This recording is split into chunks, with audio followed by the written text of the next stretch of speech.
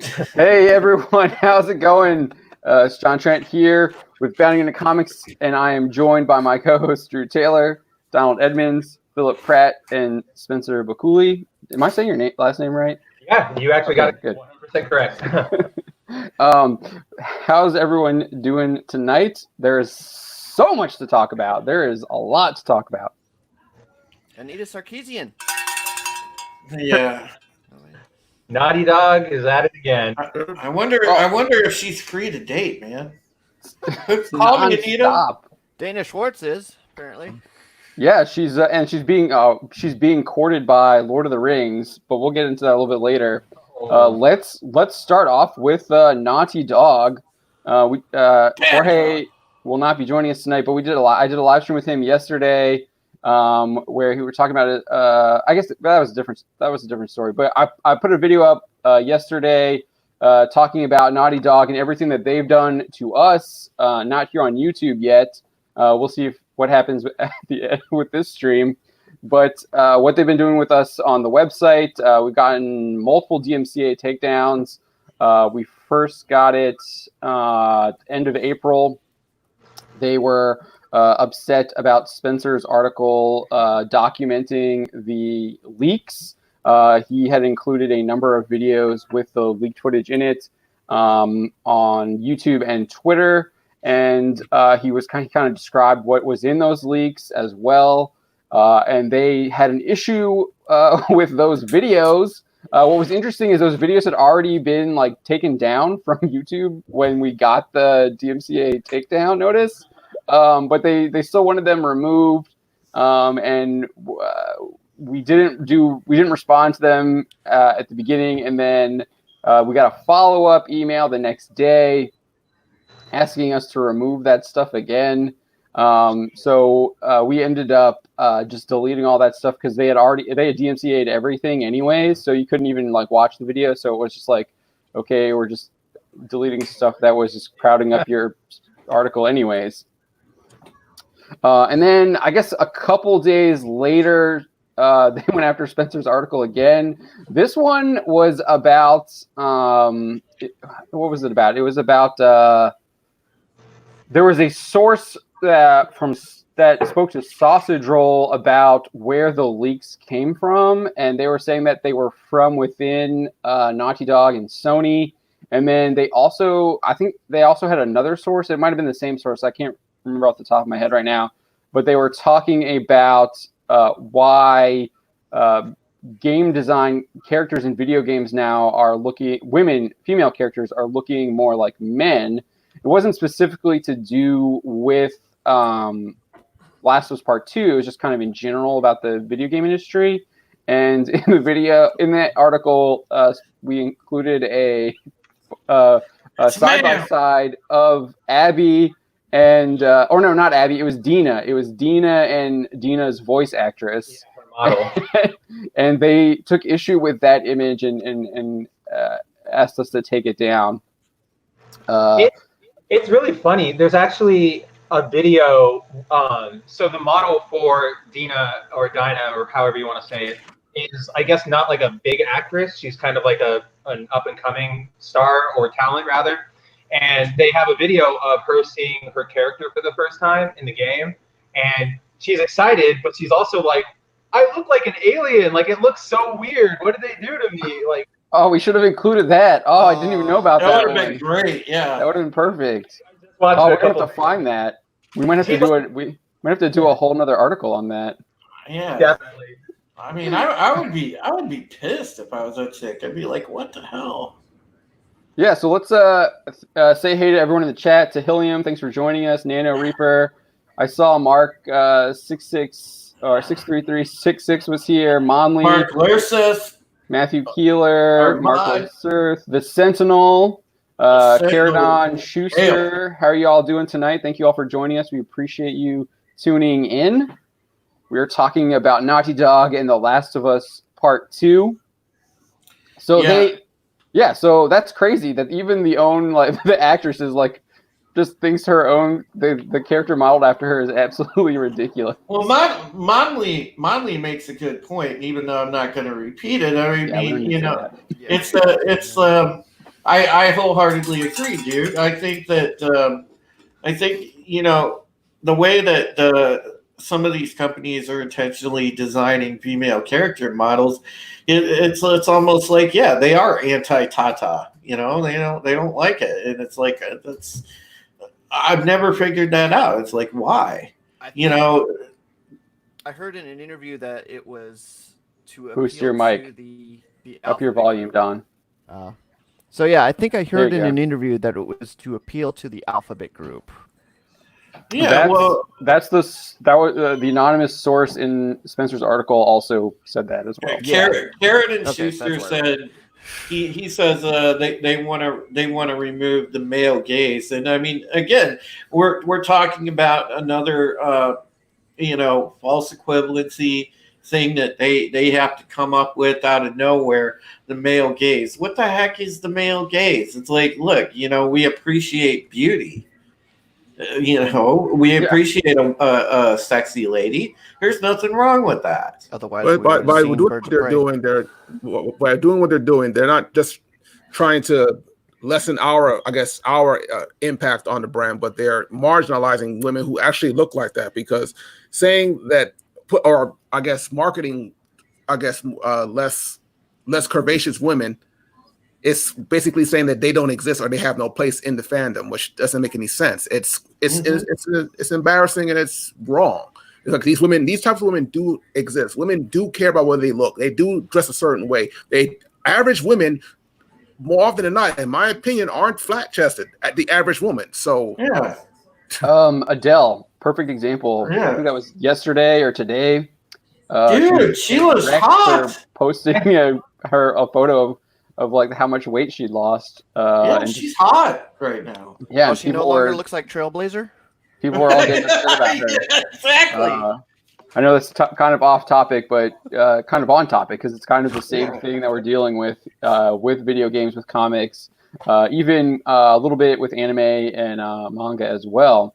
I saw there was a meme going around. It was comparing. It was like an Abby meme from The Last of Us Part 2, and it was like, this was created by a man, and then it showed a picture of a very curvaceous female character created by a woman, and it was going back like all the characters created by these men that were just kind of like less sexy versus the characters that were created by women that were much more appealing. Well, John, Phil, you can remember when we were younger, and the commercials on television regularly, there were commercials on there that promoted fitness, things like that. Yeah. We were very much fitness conscious. No, now those commercials get shamed. The bicycle commercial. and Christmas. And who came up with the fat phobic thing? I mean, are you kidding me? Well, you should be fat phobic, for God's sakes. Nobody wants to walk around, as a big fat blob. Wasn't one of the most successful reality shows The Biggest Loser? Yes, exactly. Because, people were actually confronting, issues with weight. And these people are like, oh, well, if you're fat, you should own it. You should just be happy with who you are. No. Lose some damn weight. It's not healthy. But at the same time, they're inserting this false narrative into superhero and gaming. It's like these people can't be this size and do what they're doing all the time. You can start out some way, but your body's naturally going to shift in a certain direction by what you're doing on a daily basis. It's just not logical. Yeah, in the middle of a zombie apocalypse, the clickers taking over, you'd have to be. I feel like it would take you a little bit to get to that ripped physique that Abby has. There's no protein around to do that. Chopping wood every day, like Chris Evans in what is that? Endgame, where he's chopping the wood. Where is he chopping the wood? Ultron. I think it's Age of Ultron. He's chopping the wood. Ripping wood. Yeah. Ripping wood. Yeah. Ripping. Yeah. That's it. But yeah, so it's not even just these character designs with Last of Us Part 2.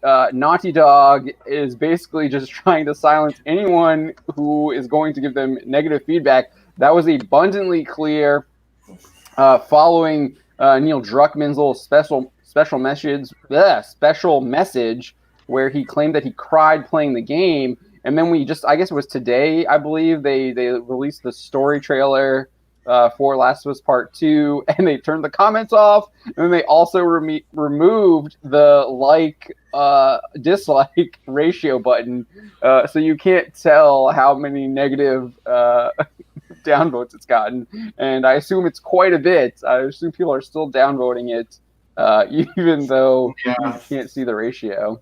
I mean, what do they think they're doing? I mean, I get that they're trying to play damage control here, but it's beyond that. It's out of the bottle.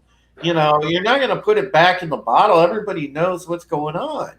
So, just own it. Say that we made a bad game and move on. But the guy doesn't want to admit that. Or they could have said, hey, it looks like our stuff leaked.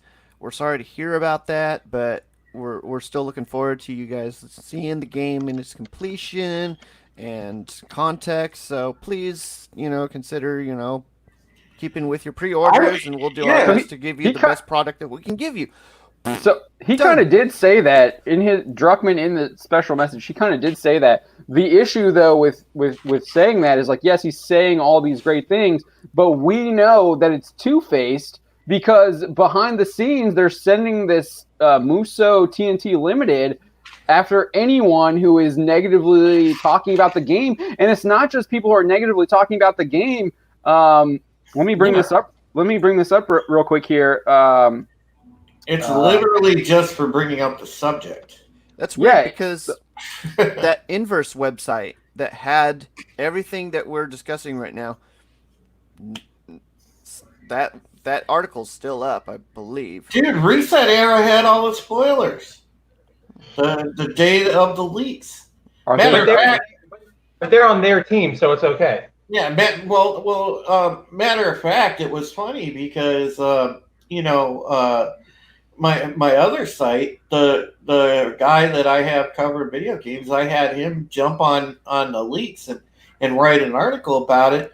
We never heard boo from anybody, and we've got the entire list of spoilers in the article in written form. All right, I think this should work. I just need to. But yeah, we haven't gotten I haven't gotten any emails or anything from them. It seems very, very. The video. Here we go. That's a lot. Yeah. So this was compiled. Let me just bring this up. This is compiled by Twitter user the Chef5897. It's beautiful. And you can see these are all of these people who have reported on Twitter that they have had copyright strikes or copyright takedowns on YouTube. We reported here with Jeremy Griggs with Gaming with Geeks, and then he had his live stream shut down on the Geeks and Gamers main channel. Ryan Cannell on his channel. The Quartering said that he was manually demonetized. We have AppaBen451 saying he got striked for showing memes.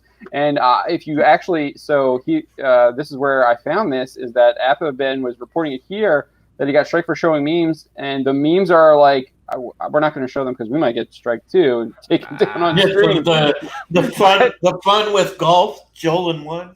Yeah, well, it wasn't. It was just he was taking. It was mashing up it was that Captain the Lee-Field Captain America with the huge chest. Well, they were just doing that with Abby and then putting different people's faces on top of it, and just showing memes making fun of the leagues.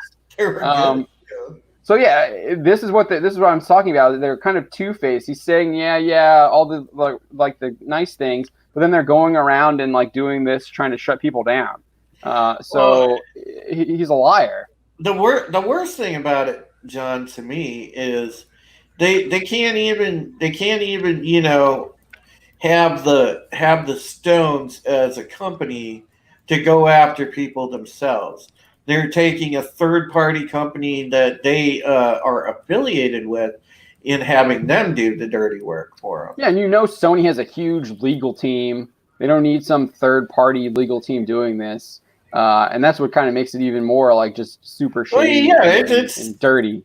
It's a chicken crap way to go because if you wanna do a strike, man up and send the strike yourself. Don't send a minion company to do it. Yeah, and it's not like you're not going to know. I mean, they literally say in their email that they send us that they are representing Sony.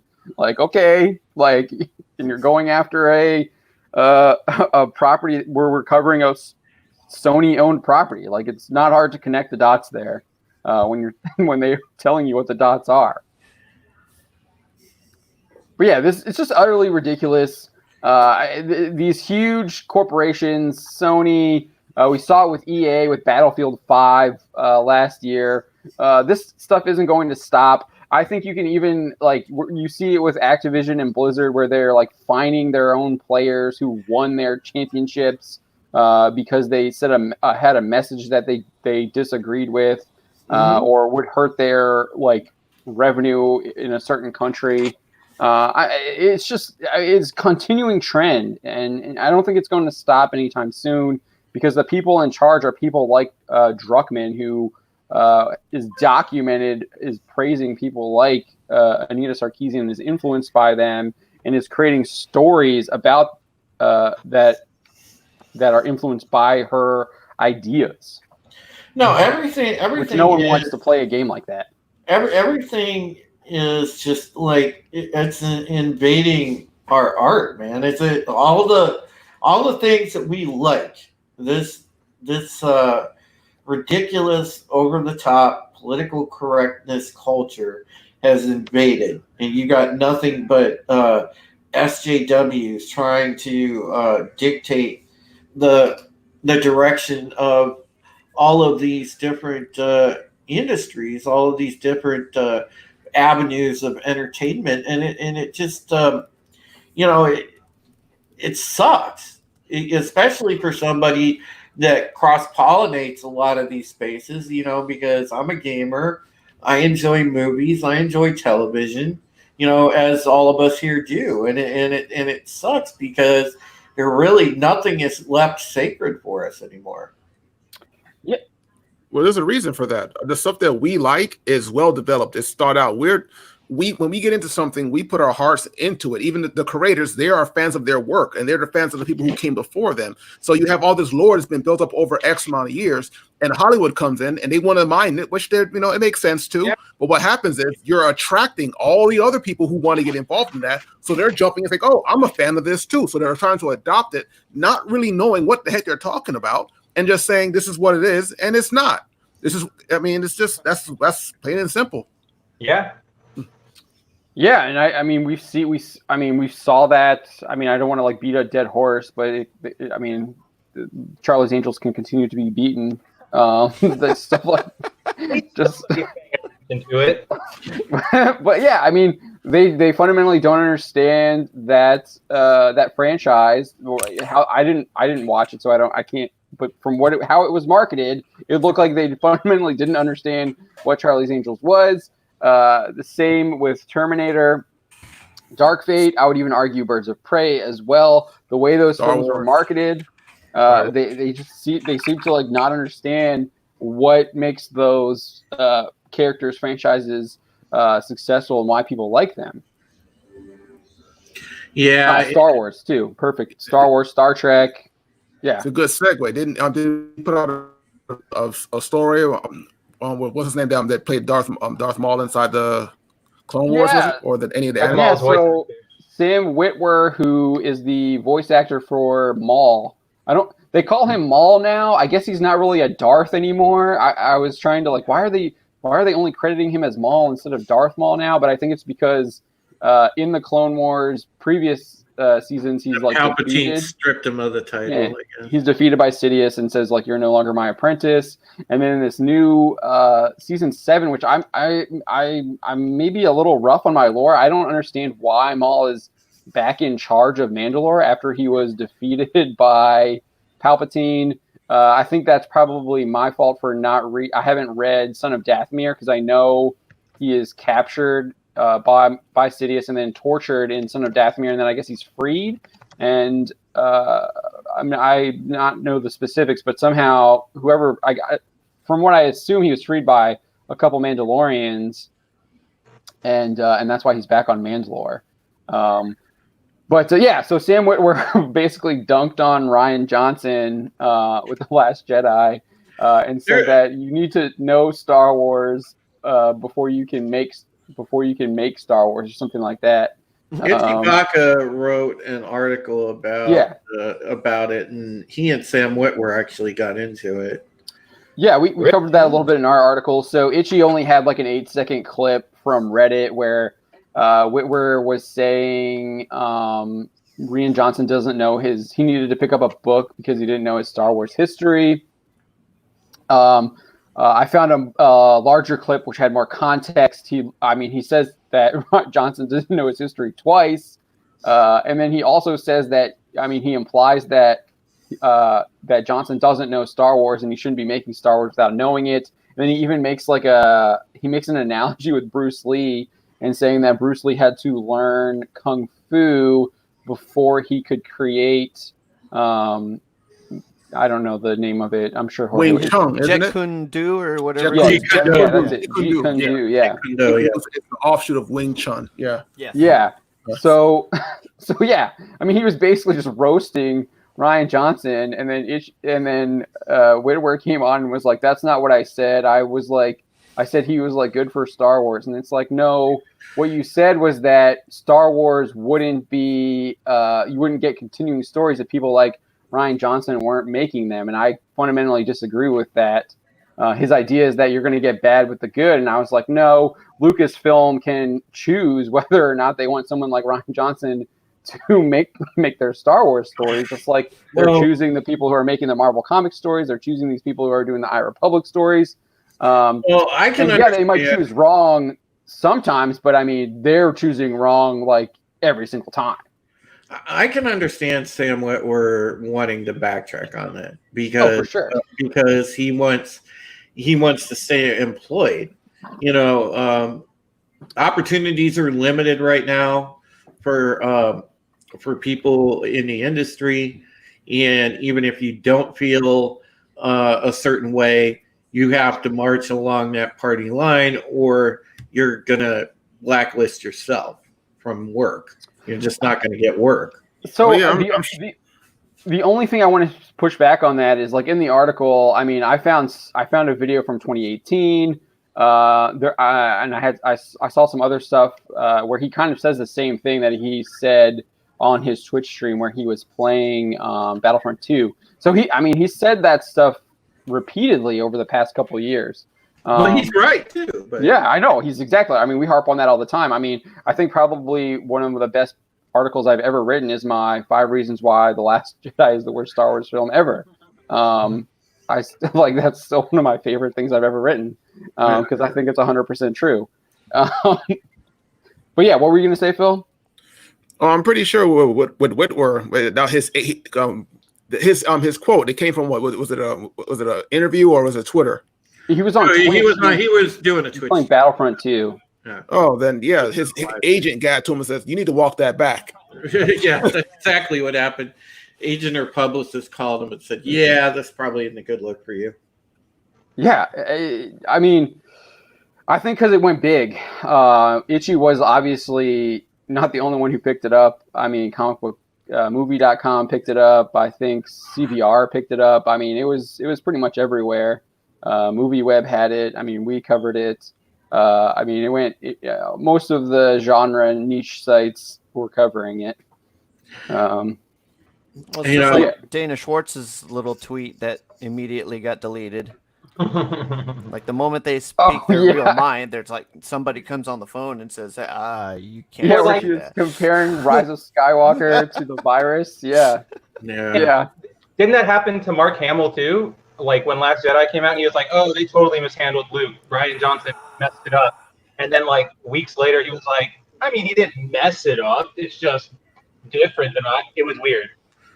Yeah, but it was already out there. Hamill was pretty open about how he was dissatisfied with how they knew. He said it. He's been. Every time he's on an interview, he kind of talks about it. I think he's just getting tired of that being asked that question every time. But yeah, I mean, did not like what they did with Luke Skywalker. I think he's gone Shatner with it, just like he doesn't give a damn anymore. Oh yeah, he's getting paid still. I'm sure every time they make a toy of him, or I don't know how the royalties work with Disney Plus. That'll be interesting, or whatever his contract. I assume he's getting royalties for that stuff, but yeah, I mean, yeah, That's what. yeah. Go ahead, Phil. That's what stuff with Star Wars is like. I mean, in terms of its quality, especially with the Rise of Skywalker, I tried to watch it for the first time 2 days ago. I got through 15 minutes and turned it off. It's like horrible, I can't. man. I couldn't watch it. I mean, I tried. I gave it a chance. It's like I didn't. I watched the first one. I liked the Force Awakens. I watched the last the last Jedi. Yeah. What, 2 times? I was able to get through it. I couldn't sit through 15 minutes of this one. It was like it was kind of insulting. It was a mess. Mess. My wife saw the opening crawl and she's like, "That doesn't make any sense. First, why is it so long? And then what is that?" It's like they just skipped over a whole movie. It's like, yeah, that's basically what they just did. And then the exposition from the last thing I remember watching was Poe's exposition about somehow the Emperor came back. When he did that, I was off. Okay, I'm done. I mean, somehow. Okay, I'm done. Oh, it's even worse. The explanation is that. So I will preface that they kind of did this in the comics. That is even worse because Kathleen Kennedy says they don't have any source material, yet they ripped off a lot of the EU stuff. I think about that statement a lot. In the novelization, they explain how the Emperor survived. He transported his soul into a clone body. That's while he was falling down the shaft. Yeah. The presence of mind to save himself while falling down the shaft. That's literally the plot to, I believe it's a Dark Empire from the old comics. And so what's Kathleen talking about? That's literally it. There's no difference there. No, yeah, it is. It's exactly Dark Empire. Which I still disagree. I mean, I know people might be fans of Dark Empire. I think that whole idea of the Emperor coming back is just ridiculous. He died. Lazy. He died at the end of Return of the Jedi. I like that story a lot, but that's only because I think when I first read it, I was like 10 or 11. So amazing, you know? Oh, man, there are 9 emperors now, and he's taken over Luke. Oh, man. And now you say it out. I just said it out loud, and I realized how awful and ridiculous that sounded. Yeah. So we also got some big Star Wars news during Star Wars Day, May the 4th. We got confirmation that Leslie Headland is working on a Star Wars series. I mean, we've kind of already talked about that. I'm not. So I wanted to bring up this article, which I really found really interesting. Let me see if I can pull it up. This was on. Yep, here it is. This was on One Angry Gamer. They did a really good job on this one. So.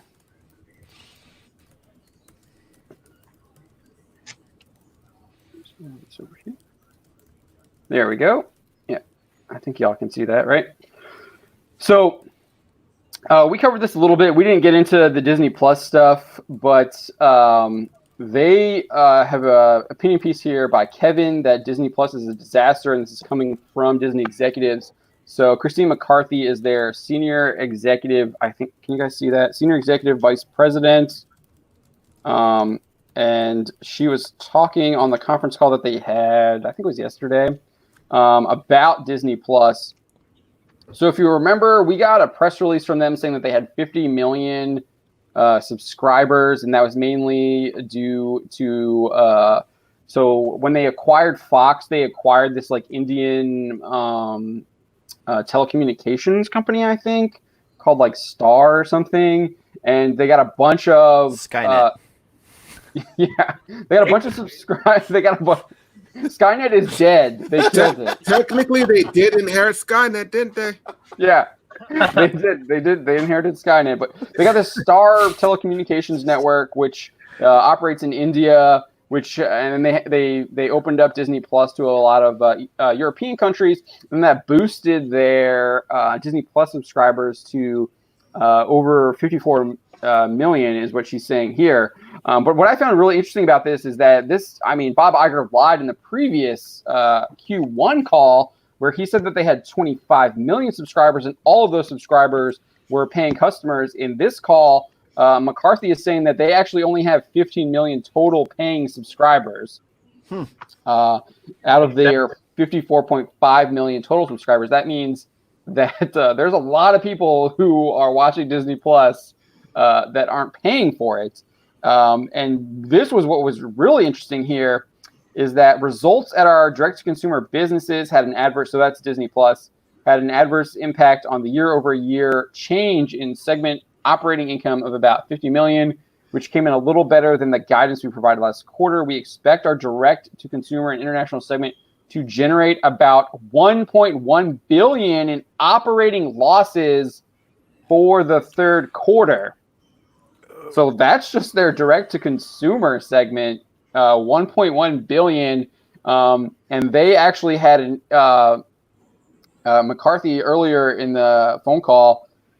We have that article up, but it was 1.4 billion loss of income, mainly due to their parks for Q2, and their parks in the U.S., Disneyland and Disney World, were only shut down for 2 weeks in the second quarter, and they had a 1.4 billion dollar loss in income.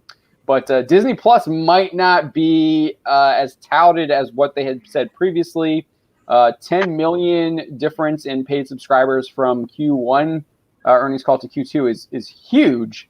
And I think that's kind of a deception on Iger's part, because he said that all of them were, I remember that. He said they were all paid subscribers. And then like 2 weeks later, they came out with this 50 million subscribers. And now it's really, they only have really 15 million. Because the people who are paying it are the ones that really matter when you're looking at your ledgers. Yeah, that's kind of... Yeah. Then what's the Q3 going to look like? Cause it's going to look bad, dude. It's going to look real bad. That's the brunt of what we're in right now. Disney just had... Sorry, I had to go grab some water, so forgive me if I... oh, no worries. If I'm stepping over toes. But today they had their earnings report. And yesterday. Yeah, was it yesterday? We were just reading from it. Yeah, a little bit. Yeah, yesterday. And they're dying. They're gone. Well, their Disney Plus programming is just what we talked about it earlier. They got like a cooking show, just all these low budget, like throwaway kind of fillers. Yeah. And I'll fully admit that I was like not convinced that it was as in dire straits as it is, but I will admit that I was wrong there. They don't have content, and I do think that is an issue. I thought that a lot of the old content would keep people on there, like Robin Hood, Fox and the Hound, all the old stuff that we all grew up with. But what do they have? They have The Mandalorian, and they have Clone Wars, and Clone Wars is now over. Mandalorian season 2 isn't going to come out till October. And who knows? I mean, I know they were working on season 3 beforehand, but like obviously there's no filming happening right now. But then like they were talking about spinning that stuff off, but like, are they even going to have any money to fund a lot of this stuff? Like, and getting back to like Headland series, they're announcing like this Leslie Headland series, and they're announcing this like Taika Waititi film, and it's like, are you guys even going to be able to like make those? Are you going to even be around to do that? Wasn't it Grace Randolph saying that they could be bought by? Yes. So she had a rumor that Netflix might buy Disney, and then there was a financial analyst the same day over at Seeking Alpha, which is their financial website, and they think that it was the prime time for CBS to be bought out. Netflix was CBS, Disney was Apple, I think, is what Randolph said. And then at the same time, Seeking Alpha wrote about CBS Prime for a takeover. They didn't talk about Disney. I'm not sure. I don't know. Who would want to get Disney in the shape that it's in right now? Star Wars is a loser. If things are back up and running, they might want that park money. The parks are going to take a long. I was listening to Clownfish TV live stream earlier today. Apparently, the parks are a disaster since no one is actually working in them now. There's no one like taking care of them, cleaning them. They were saying that there was a rat problem. There's like bird poo everywhere. It's going to take a lot of manpower to get that all clean. And then if you do open, you're going to have to deal with like all the safety procedures, which that has a lot of loops that you have to jump through. Are you going to be measuring people's temperatures? How many people are you going to be letting in the park? So there's all that. And what was interesting, and we covered this in our article, is that attendance was down in Q2. It was down 17%, I believe. I might be wrong on that, 17%. And not only was their attendance down, but their actual guests who were renting hotels on site was also down too. But they did have increased revenues because their prices were massively hiked. They had increased their hotel prices. They had increased park tickets and also goods that you can purchase in the parks. We've been covering comics here. That's what they've been doing, selling less, increasing the price to make up for that loss of audience. And you can only do that for so long. It's a losing proposition because eventually you're only going to be catering to a very small portion of people. And the business model that Disney operates on is like, we need people in our parks to buy our stuff. Like you can't be like Maserati or Ferrari, where you're only making a limited number of your cars and you're selling that at a massive markup. So Disney's about getting people in their parks and buying their stuff. I understand. Mm-hmm. But then you got to think about more than just the parks too, like all these IPs. Yeah. Star Wars, Marvel. What was the other one? Yeah. Yeah, Fox. Indiana Jones. Yeah. Robin Hood. They're supposedly doing a live action Robin Hood. So let's actually get into this. One of the things we've been seeing today after this horrible Q2 report was like massive amounts of rumors about like what is being developed for Disney Plus. I know you've been covering a lot of this stuff, Don. We had a Ghost Rider show. We got what else do we got? We got a Kanan Jarrus prequel series. What was the one with Quake? Oh yeah, Agents of Shield. There's a sword or something, and then Secret Defenders. Secret Warriors. Secret Warriors, yeah, sorry, not Defenders. Yeah. Secret Warriors, and I think there's like that Shield show that might spin out of like Loki that people have been talking about. It's just insane how much stuff was. These rumors were like it was a lot. There was like probably 10, 15 rumors from all these scoopers getting dropped the day after Disney's disastrous Q2 earnings call, and it's like, are they trying to make it seem like things are all going well and there's a lot happening? I think that's probably what it is, because they don't want investor confidence to go down. But I don't think they're going to stop that. Investors are smart people.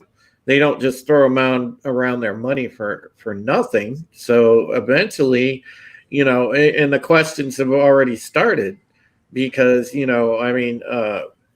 like Lorena Creel, she's a shareholder with Disney, and she said the shareholders are asking questions.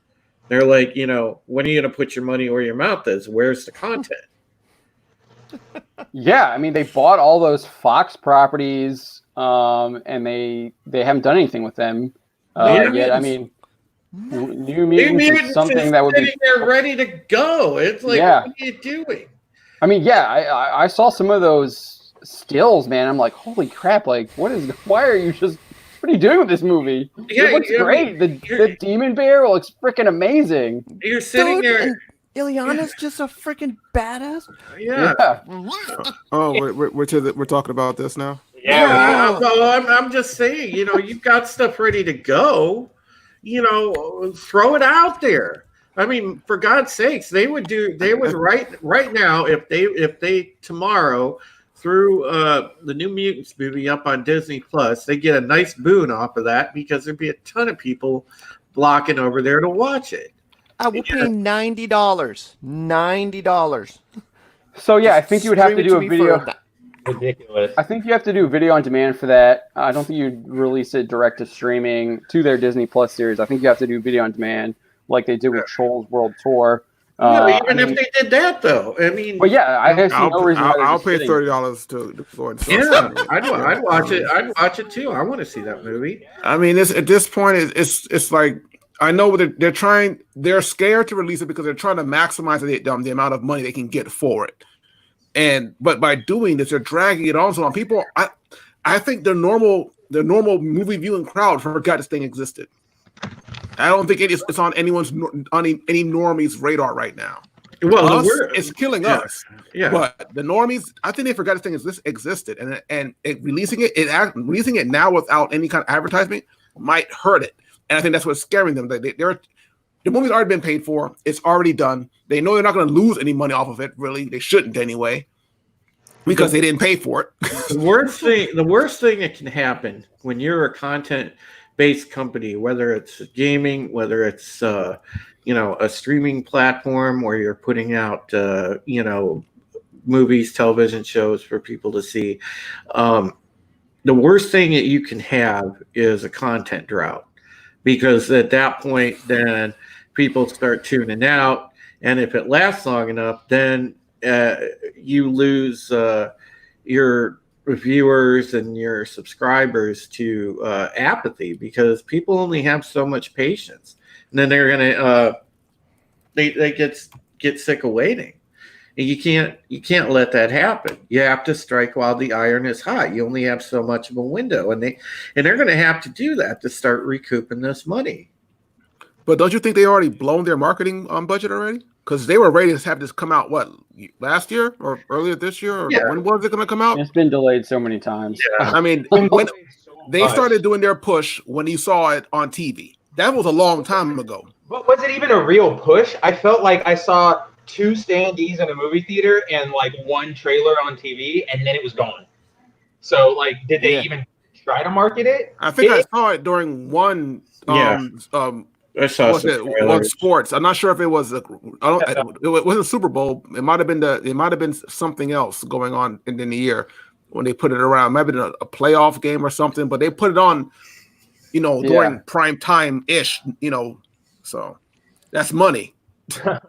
Not to Disney. Dude, I was all ready too. Like when they hit that, whenever Fox did that second trailer, it was going to cut it with Marilyn Manson's "Beautiful People" and just make some beautiful, beautiful trailer. I know it's killing me too. I'm a Magic fan, and Didn't they do one with was it The Kids Are Alright? What was the name of that song they did in the background? A creepy rock indie. I think you're right. Was that Marilyn Manson? I think so. Yeah. Did you guys see this about the New Mutants? Actually, I just looked it up because I wanted to see where it was, and apparently Amazon put it up for pre-order. Yeah, we got Don. I just haven't published that yet. Okay. I'll edit that one. Yeah, but go ahead. Tell everyone what you're saying. Yeah. So apparently Amazon about 2 days ago put May the 4th. May the 4th. They put New Mutants up for pre-order for a digital download on their Amazon Prime service, and then they took it down. So maybe we're finally going to get it that way. I mean, I just need to get it. Don hasn't put it out yet. I'm just gonna put my theory out there. I think it was one of two ways of human error.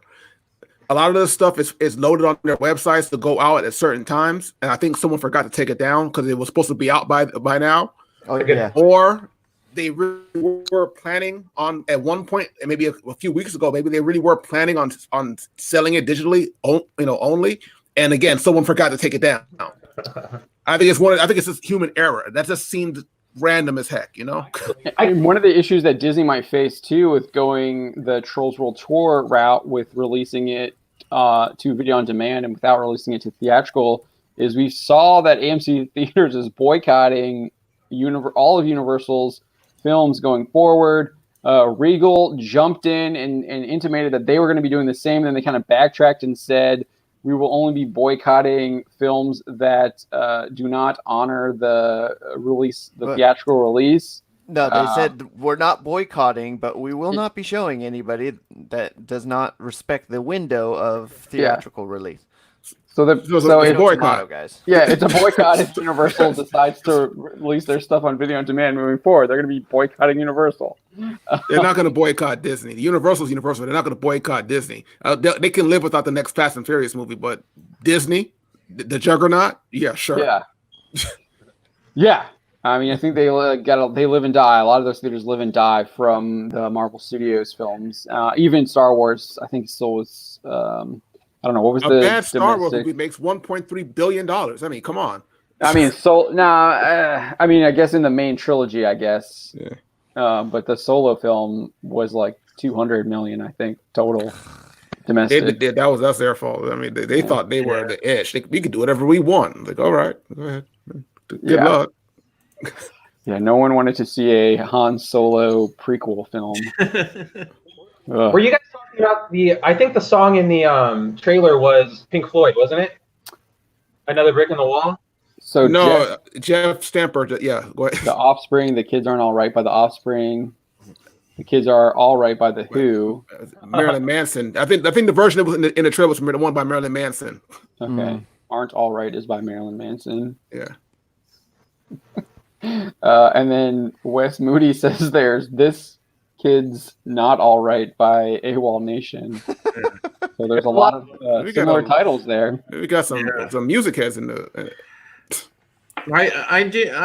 Speaking of what we've been talking about with just with the problem with pop culture right now, I want to share this with you guys. I don't know if you caught this on Twitter or not, but I want to show you this tweet here, and this kind of encapsulates everything.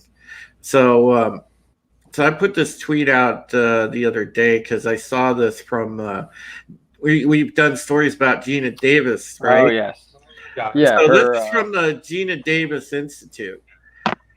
So I mean, look at this. So she's mass sharing this stuff and putting this stuff in people's heads, and the direction isn't going to change if you got people believing this. I mean, it's crazy. Use an intersectional lens when thinking about characters. Consider flipping the gender on a few characters to create unique and unstereotypical portrayals. Aside from the top of the call sheet, think about secondary and day players. Can group scenes be 50% female, diverse, and inclusive? Ask for an expectation that extras will be 50% female, diverse, and inclusive. I mean, this is just the problem. You purvey this stuff, you're going to get the poor hiring and unending political narrative nonstop. I mean, it's ridiculous. That was Leslie Headland's thing, right? Yeah, it sounds almost word for word what she was saying, doesn't it? That's We're Hollywood. Talking to Script Doctor, and Script Doctor's saying, like, no, that is not how a writer room is supposed to function. She's talking out of her ass. What the hell? I mean, a writer should be able to write for any role. Here's the thing: they keep saying something. They keep bringing up inclusion and diverse, and like a lot of these groups are minority groups. If at a certain point they're no longer minorities, if they're if they're taking up the majority of the screen time, so it's not real. It's no longer realistic at all. Like, yeah, if you drop a story in a certain area, you're going to skew one way or the other. But if these movies are supposed to be representative of the general country they're being shot in, then how the heck are they going to check all these boxes and still relate to reality? It doesn't make any sense. Well, you're also eliminating hiring people on their merits. I mean, how are you going to hire people with the proper experience and expertise without checking the diversity box? You're going to, again, we go back to the thing. You're going to pass up somebody because the person's male. You're going to pass up somebody because a person's white. It's like, my goodness, you pick the best person for the job based on their experience and what they know. Here's the thing I discovered with the Riri Williams story that I wrote today. We haven't even talked about that yet. Yeah, when Brian Michael Bendis was writing for the character, oh my gosh, this story. The complaint was not that we don't like diversity. It was the fact that they didn't like that a white person was writing a diverse character, and they saw that Marvel was not very diversified in their writing room. Yeah, that was the whole talking point at the time. Scarlett Johansson dropped out of that one film because she was going to play a certain character, and people were upset that she was going to play that character. Yeah, because that film has not been made. It's been they wanted a trans actor or actress to play the character. Yeah. And they disqualified Scarlett because they say you can't portray that because you're not that. You're right. That's exactly what they did. That's how you sell movie tickets. She was producing that film too, and that film has not been made. It has not been made. I mean, when they got away from meritocracy, it clearly it's hurt all these industries. It's hurt gaming. It's hurt movies and television. It's hurt literature. Comics. Yeah, I mean, we've been covering this orcs thing. It's just absolutely insanity. I did a live stream with Jorge yesterday. They were trying. This person is trying to cancel us. Yeah, because we exposed them for calling orcs racist, and they're trying to cancel us for it. And they were having all of their followers calling for us to be mass reported, and it's not just us. So Sophia Narwitz wrote an op-ed. Jorge's working on this. We're gonna have an article up on this for tomorrow.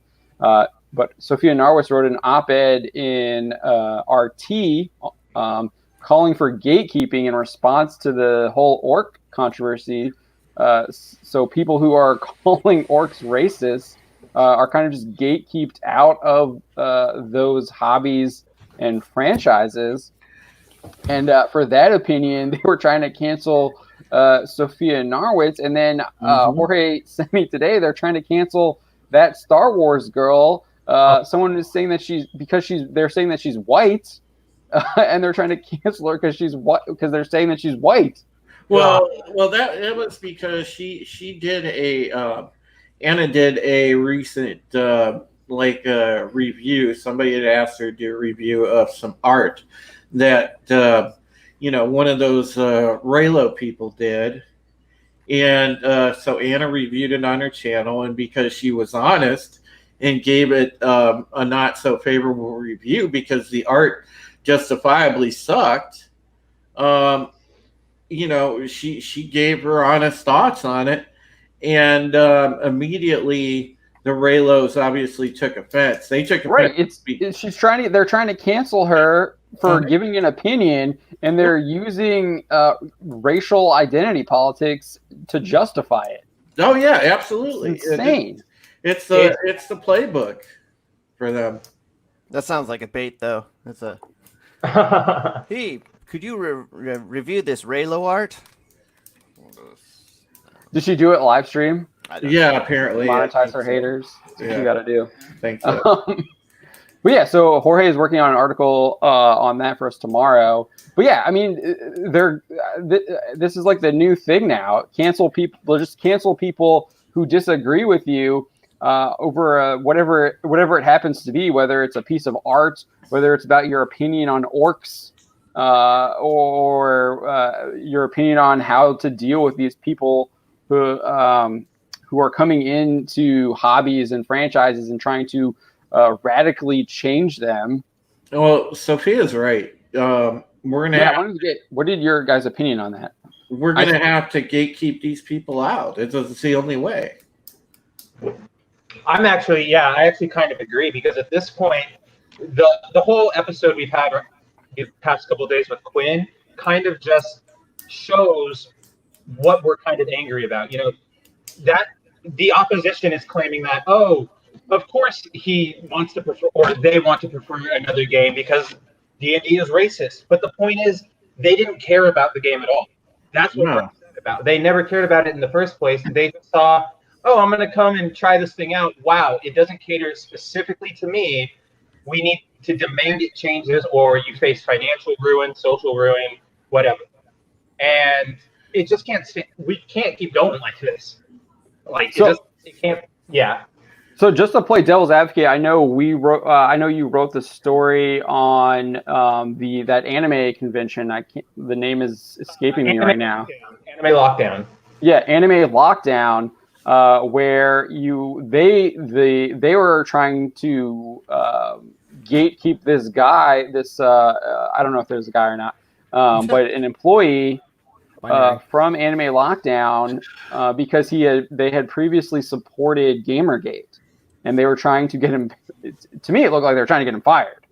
Oh, it was crazy. Not only did it seem like they were trying to get him fired from that job as an organizer for Anime Lockdown, they wanted him to just kind of throw himself on the altar in public for them all to see. He said multiple times, like, hey, yes, I supported Gamergate, but that's not who I am right now. I've kind of moved past that.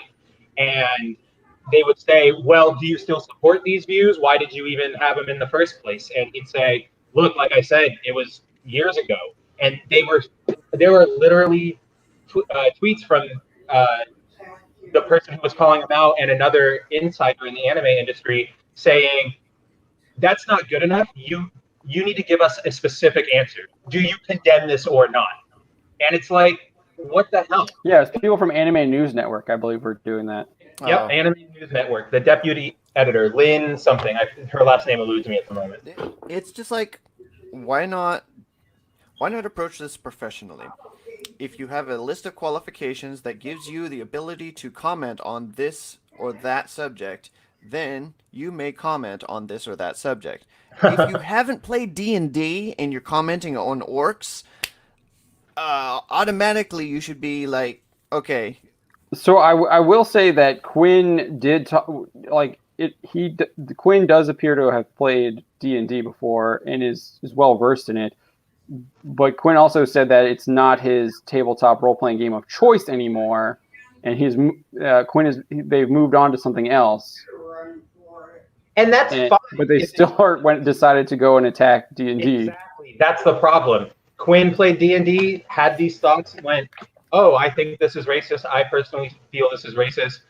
Instead of just moving on, they had to move on and try and destroy what they were playing with before.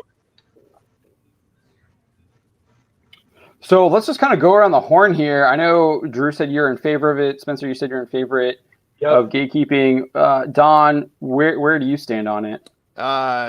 Just like any hiring professional, show me your qualifications for commenting on such an object or subject, and we're good to go. If not, then thank you for applying. Good luck with your future career. All right. All right. Phil, where do you stand? If I hire you and I can't stand by the act of hiring you, then I shouldn't hire you. If I look at what you've done in the past and it's not acceptable, how can I trust that you're going to treat my property that I own, not you, that I have to deal with once you're gone, and it's not doing well, or you didn't do a good job, or everything's not a slam dunk. But if it's piss poor and I knew you did piss poor work, shame on me.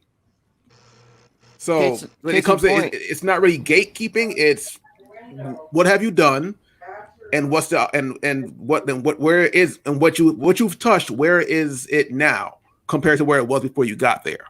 That's how I would look at it. So if those two aspects don't match up, then no. If you call that gatekeeping, I call that a job interview. I definitely think there needs to be like a distinction made, because when we say gatekeeping, we're not saying we don't want any new fans. We don't want anybody to come and interact with this material. We invite that. We want people with genuine interest to come and interact and try and learn and discover new things. And I'm sure that, aside from the five of us, almost any fan, real big fan of anything is going to be excited and want to share with you, whether it's Drew in Battlestar or John in My Hero. There are these. Yeah, exactly. And sorry. I just heard a noise outside and lost my train of thought. So I won't be able to speak on Battlestar. Sorry. Yeah, I can pick up right there. My sister-in-law she's a pretty big kind of geek nerd, and she describes herself as Reylo adjacent. She hates The Rise of Skywalker, but she hates it for a different reason that I do. But we can both share in that how horrible that film was. Yeah. And I can have a debate with her about why we think that this sucked or what they could have done better with Star Wars. And we're not trying to shove our opinions down each other's throats. We're just having a healthy debate on what we think could be better for Star Wars and maybe where it could go. She liked the idea of the Rey and Kylo relationship from The Last Jedi. She thought that was a good concept. But she also feels like they failed to execute on it. And I agree with her. They did fail to execute on it. I also disagree with the concept being good as well, but I can accept that she thinks that is a good concept. And I can disagree with her about that without trying to call her any kind of ism or trying to get her canceled or trying to get her to lose her job. I can just have a healthy debate about it. And I don't say you're not a Star Wars fan because you disagree with what I'm saying. No, you can have those opinions and still be a Star Wars fan and have any other kind of opinions about a Star Wars film without trying to cancel someone. And I think that's kind of what you're trying to get at, Spencer, is you want to keep the people out of these fandoms who are coming in specifically to change them to match their own vision of what they should be. And then anyone who disagrees with that vision needs to be kicked out. Well, I think a lot of this... Or canceled or removed or whatever you want to call it. I think a lot of it... Does that make sense? Yeah, that's 100% on point. Well, I was just going to say too. I think a lot of this over the years, this what I like to call junk activism. It's kind of spurred on. If you go back and look through, and I encourage anybody out in the chat to do some digging around the internet about the writing and whatnot of Saul Alinsky, and he wrote a book way back when. It's essentially, it just says it's like the communist playbook, basically. And it's rules for radicals. Yeah, rules for radicals, and this has been pushed where it's almost mainstream, and they've mixed it with in our educational system with teaching young people these type of ideals and this and these tactics of character assassination and flipping an argument using these types of comebacks to where you basically depower the person by painting them as racist or misogynist or the worst thing you can imagine at the time. Yeah, exactly. Yeah. And I think a lot of this is based off of organizing. Some of these people are professional, dissenters, for lack of a better term. They're crap disturbers. They go into these communities, and infiltrate in order to cause trouble. It's not, don't think for a second that some of it isn't organized, because it is. Yeah, I mean, on Twitter, as an example, just today, someone was like blowing up I wasn't really engaging with them on the Bounty into Comics Twitter handle, but they were engaging with someone else, and they got to the point where I don't remember what they said, but it was just absolutely outrageous. So I just had to like quote tweet them, and I was like, just orcs aren't racist, and for just saying orcs aren't racist, they called us transphobic. Yeah. What What does that have to do with anything? Yeah. I remember Exactly. wild swinging. Yeah. Yeah. It's because of the article that Jorge wrote. For context, that Jorge wrote with the guy who started the whole orcs are racist thing recently. Quinn refers to them as they them, whatever profile. So. I actually heard you talking about that in the YouTube video, which actually made a pretty good podcast. I was listening to it. I was walking to a store, so bravo on that. Oh, the live stream from yesterday. Oh yeah, thank you. Yeah, that was Jorge's idea. I think we're gonna try and do some more of that because it seemed like a lot of people like that. Those little short 30-minute just talking about a hot button issue at the time. Yeah.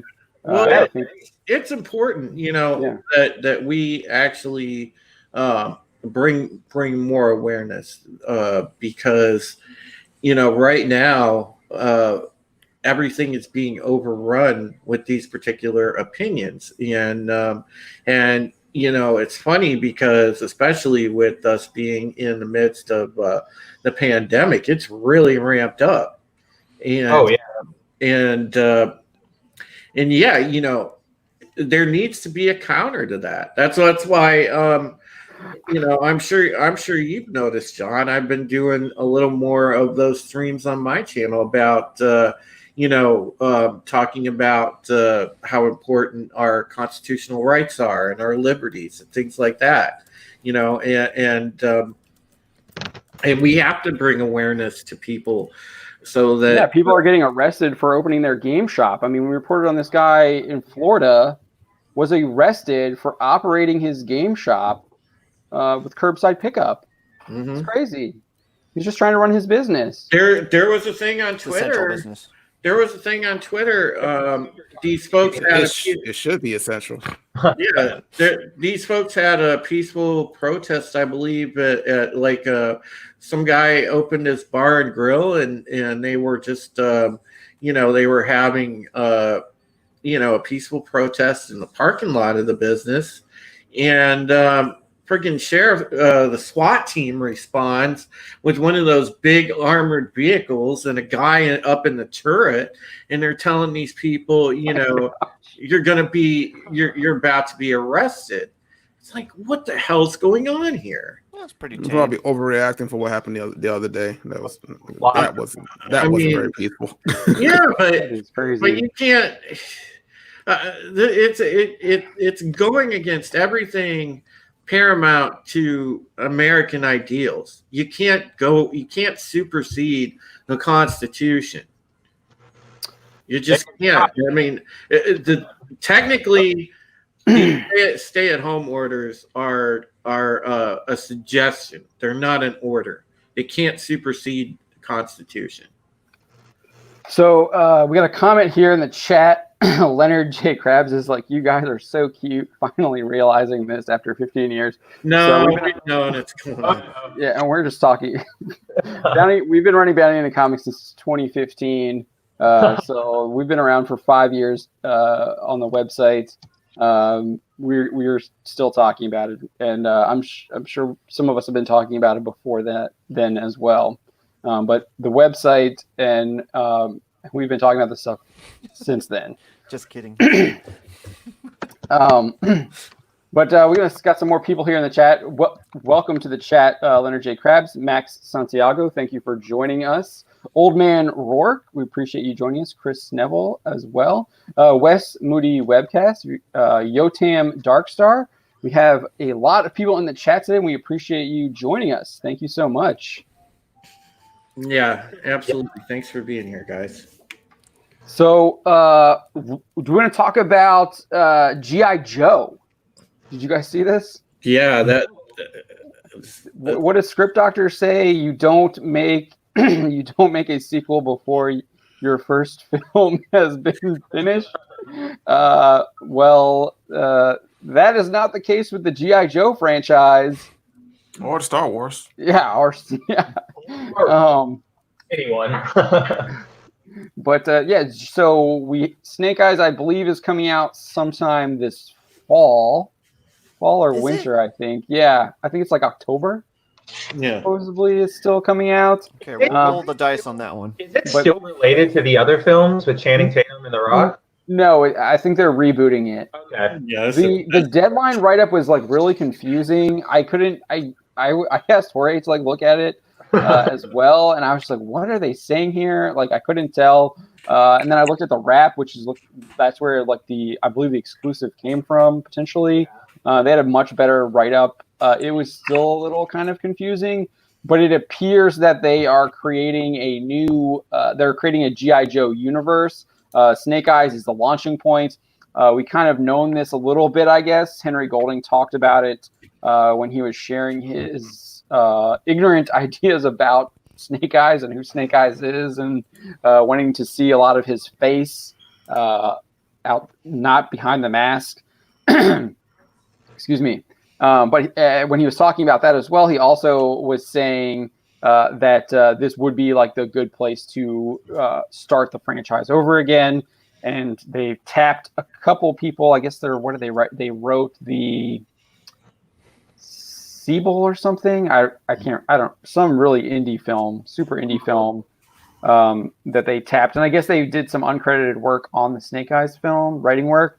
But they've been tapped to write a G.I. Joe film that will expand the G.I. Joe universe. And I guess Snake Eyes got retitled as well. It's now called Snake Eyes, The Origin of G.I. Joe or something, or G.I. Joe Origins or something like that, which to me is like huge red flag, because the last time I remember a film having like origins like that in the title is like X-Men.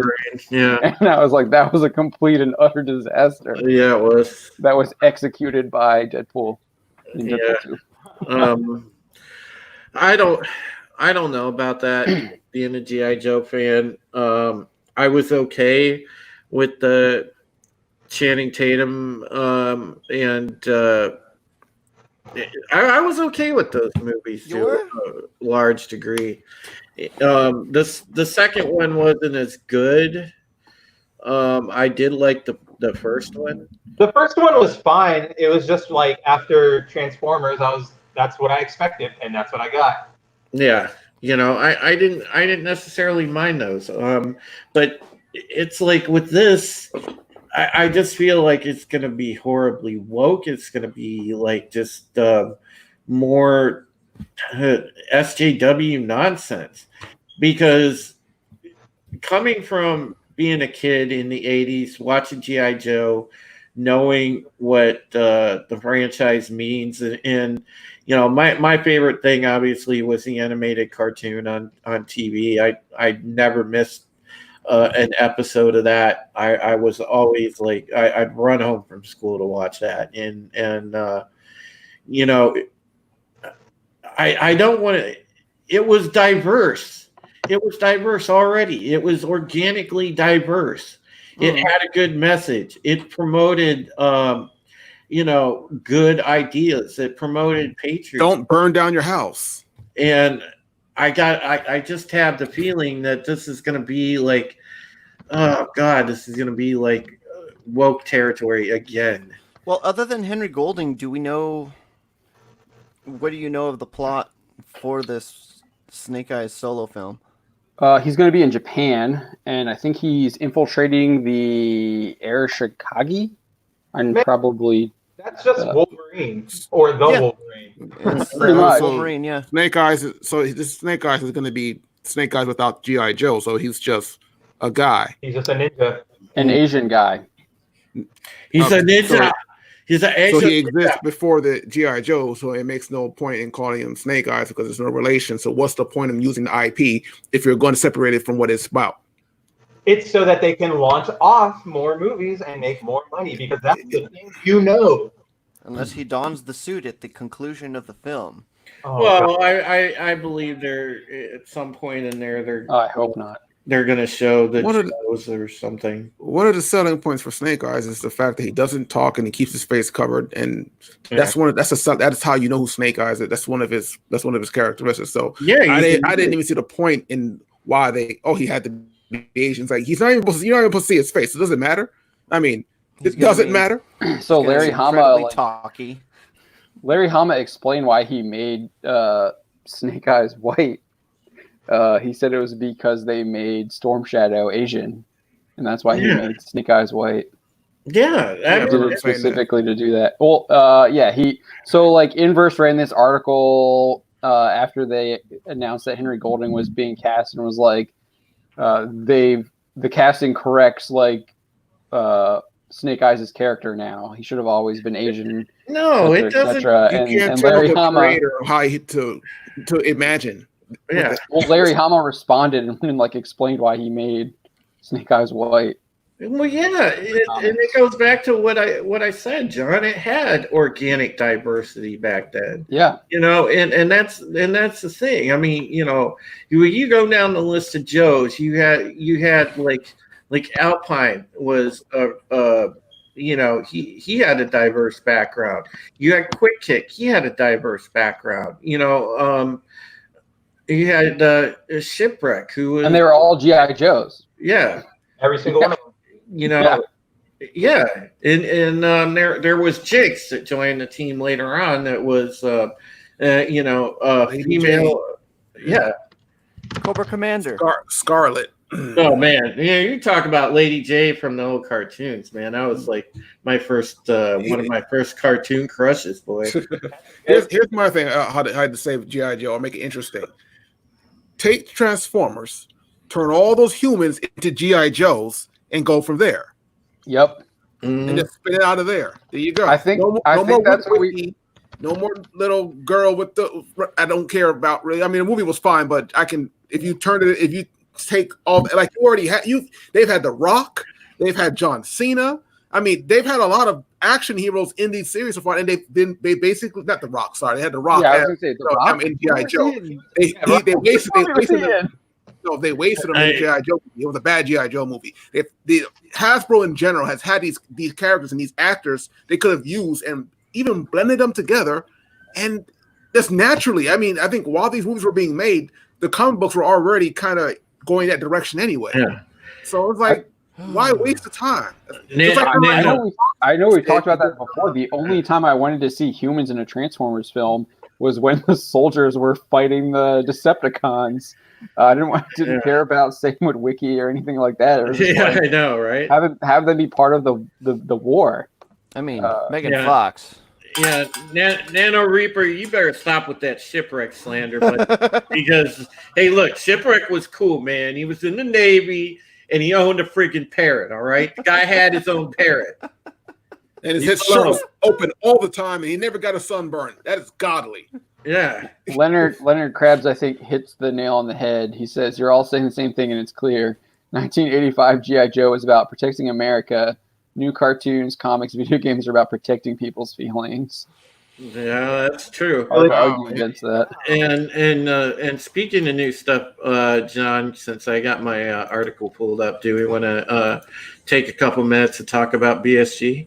Yeah, we can talk about Battlestar stuff. Sure. All right. So let me hit my screen share here. That'll probably help. So we got some Battlestar news yesterday. Sam Esmail's BSG series finds its showrunner, and I've been covering this from the beginning since it's been announced. And you guys know I'm huge into Battlestar. If you watch the Pegasus Actual podcast on Thursdays, I've heard of that. Basically what it is, we had this, we had COVID happen and nobody really kind of knew what was going on with a lot of productions right now. Well, finally, the long talked about Battlestar Galactica series from Sam Esmail finally has a showrunner. It's this guy named Michael Leslie, And I talked to Script Doctor about it in DMs the other day, and he said Leslie is kind of a relative unknown. He did this Little Drummer Girl. He did a thing of Macbeth, and he did Assassin's Creed. That Assassin's Creed movie was not good. Yeah, God. and this guy apparently is going to write and be a co-executive producer. Now, Leslie's quote in here, he according to Deadline, he told them, I'm beyond excited to be taking on this iconic and inspirational show. As a lifelong devotee, I know that the possibilities of Battlestar Galactica's world are infinite, and each iteration has raised the bar for epic and intelligent sci-fi storytelling. And then he just basically went on to give props to S-Mail's production company, the NBC Universal, and Peacock. And the interesting thing that he says here is, I already know that we are going to honor Glenn A. Larson and Ronald D. Moore's landmark series and break new boundaries with our own vision. It's a dream come true, one I just can't wait to share with the fans, new and old alike. And the interesting thing about that it made me wonder. Now, if you followed my stories on this subject before, apparently Sam Esmail and Ron Moore met up, and Moore gave Esmail the blessing to kind of do his own show within that established continuity. Now, that quote by Leslie makes me wonder, okay, are they going to stray outside that continuity? Are they going to throw that plan out? What are they going to do here? So I'm not sure exactly what that means, because that quote sort of made me scratch my head. Talking about a new vision. Yeah, that's new a very vision good thing part of it. About an old franchise. Exactly. At least in today's world. Right, exactly, John. And you're spot on with that. Now, he did, Esmail said back in September 2019 that the series would explore a new story within the mythology, staying true to the spirit of Battlestar. And we have it right here, Esmail's old tweet from September 2019. BSG fans, this will not be a remake of the amazing series Ronald D. Moore launched, because why mess with perfection? Instead, we'll explore a new story within the mythology while staying true to the spirit of Battlestar. So say we all. So, it's like I put right here. Leslie's comments seem to support this, but at the same time, leave the door open for a different vision entirely. Now, I'm hoping that that's not the case. I want to see them, stick with Esmail's plan, and that's the thing that concerns me, because I don't want him going off in a complete 180 here. A lot of people are intrigued by the idea of the show.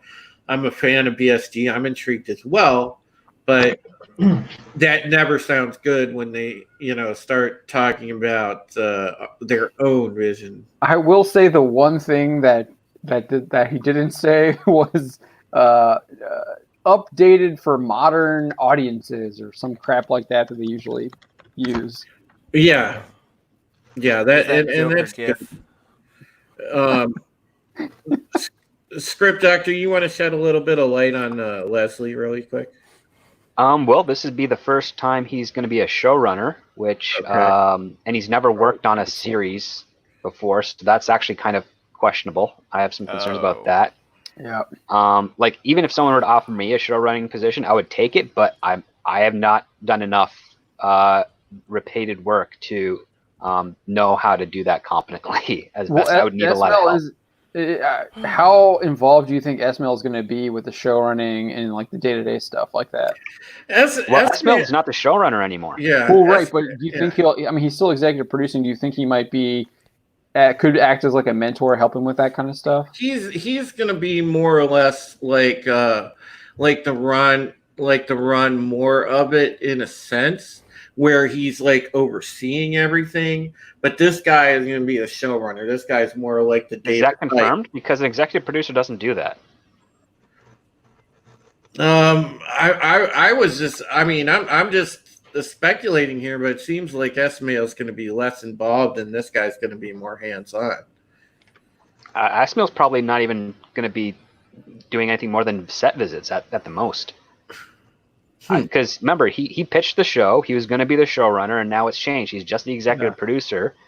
So it's not his show to control anymore in any regard. Showrunner outranks an executive producer on the creative aspects of things, especially when you're in the room. Like the executive producer can say, hey, I want to do this. And the showrunner can interpret that in any way they want and go ahead with it.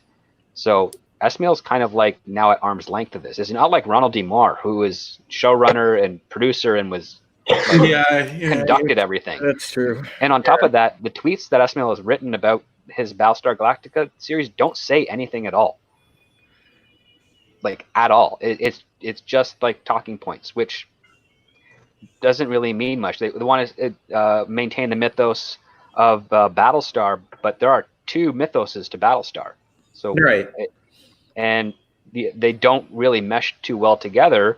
BSG in 2004 is its own wonderful thing, and the Glenn A. Larson thing is its own wonderful thing.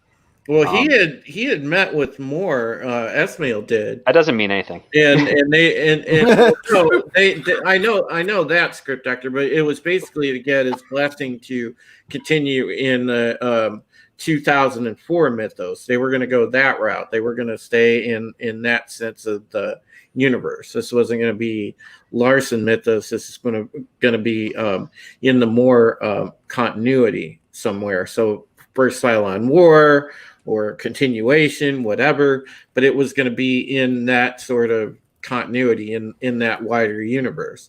And so it's speculatively, but the other part too is that number one, he doesn't need his blessing, but number two, if he's going to keep it within that universe, Ron Moore would be entitled to financial incentives as a result of that, because it would be a continuation of his property that he produced with NBC when the show originally aired. And so I haven't read anything in the trades that Ronald Moore is getting anything out of this new show. So if anything, it's probably going to be a shadow of what Ron D. Moore was doing, so that the production doesn't have to pay Ron Moore anything. And the whole blessing thing, that's to appease fans. That's not to do anything else. That's just to get people on board. It's a very manipulative tactic. It's basically like the thing where J.J. Abrams said, I talked to George Lucas and got his blessing to make The Force Awakens. And it's like, yeah, that doesn't mean anything.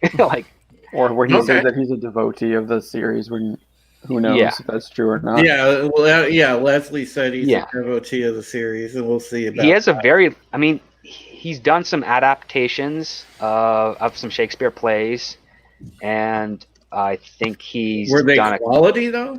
No, like if you take a look at his IMDb page, you can see the public rating of his films, and their average is between 4s and 6s.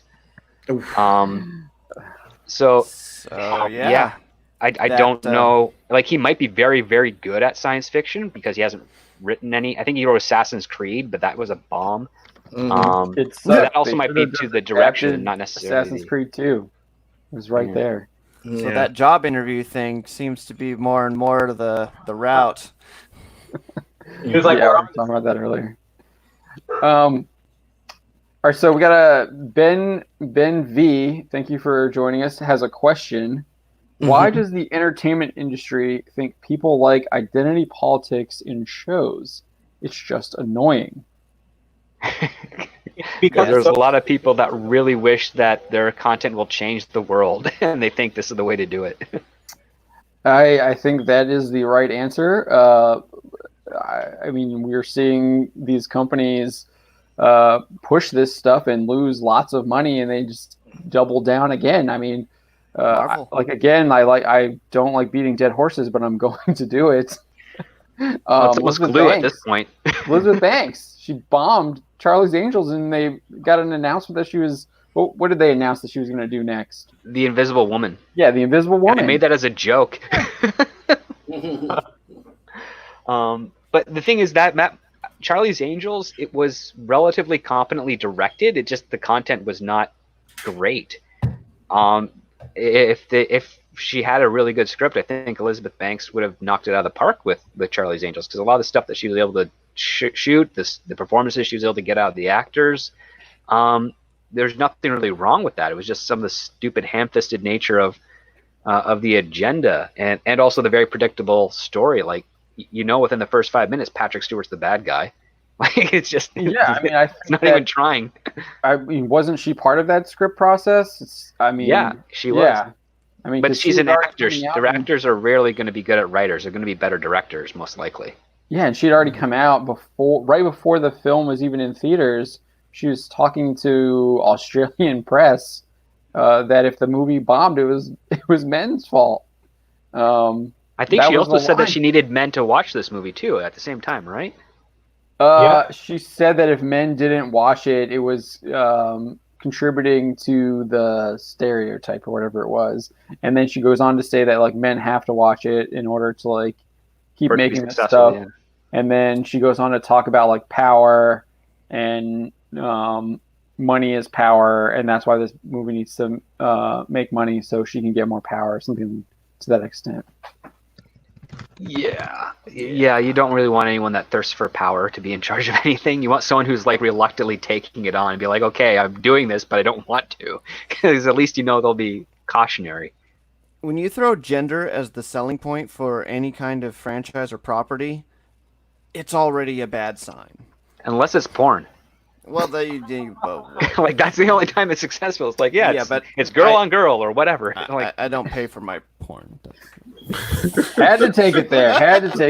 Oh god. Like, I mean, that's the only thing where I can see it working is in that avenue. I don't see it working on a bigger property, because that is what some creatives in Hollywood are doing. They're like, yeah, we're going to try and change the world with our show, and most of the time they refer to something like Star Trek, which it wasn't really changing the world. It was just kind of bringing in ideas that are already being floated around by the populace and putting them in this art form to sort of say, like, hey, here's a possibility that we can have fun with a group of people from various different parts of the world working together and exploring space. And writers are like, yeah, we'll have some fun technology like transporters and faster than light travel and communicators, and that's where art imitates life, and then from that art inspires actions, but it's a natural byproduct, as opposed to saying like, we believe in this and you should too, and they don't give us a very cogent or compassionate reason as to why. Like, it just doesn't work in the narrative. That's not what stories are. Don, you're gonna we're gonna put you 2 minutes in the penalty box.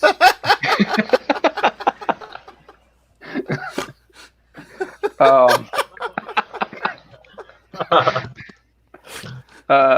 we got a super chat from Rin Wesley. Thank you, Rin, for watching us tonight. We appreciate that. Rin asks, could there have been a seismic change in the consumer demographic to explain this heavy-handed id poll, identity politics, and pop culture? What happened to 18 to 35-year-old men? Oh, I can answer that too. Smallville. We're still there. What happened? Smallville happened. Smallville was Smallville.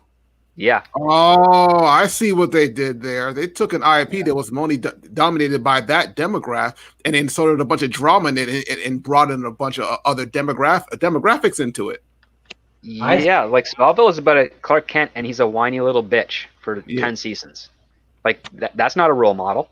Like, that's the other part too. Like, the definition of a role model hero is someone who like takes responsibility for their actions, admits their mistakes, tries to do something right, is caring about others, but also has their own flaws that they're trying to balance out and do.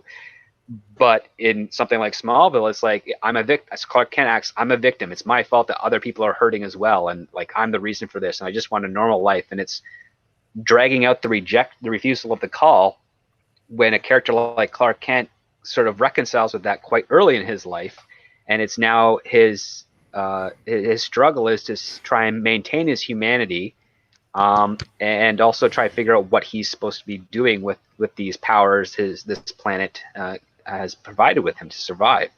And what makes Superman is that he chooses to be a hero. He's not compelled by his dead father to do so, because if you're working under the orders of another power, you're not a hero, you're just a soldier.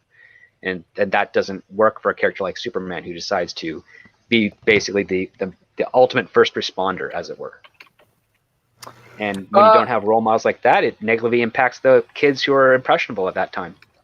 I also think Avengers had a lot to do with it. Avengers is when superheroes took over. Yeah, you had Iron Man and Thor, but that Avengers was when superheroes took over pop culture. What you mean? You don't mean it was the IP itself. It's the exposure it gave. Yes. Okay. Yeah. Oh, Yeah, that would be the nail in the coffin, I would say. It made it super mainstream, and everyone decided they wanted to jump into it. That's what I'm trying. Yeah, that's what I'm saying. Yeah. I was hoping that's where you're going. It's like, don't. Oh, okay. No, that's what. Yeah, that's what I was saying. Yeah. I think that X-Men is the better Marvel property. Yeah, it should be.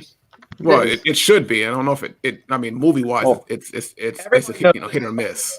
Yeah, I mean, comic books they're outselling all the other ones hand over fist. Oh, for sure. When you have good X-Men comics, you should have a good environment. But when everyone else is trash, and then you have a problem.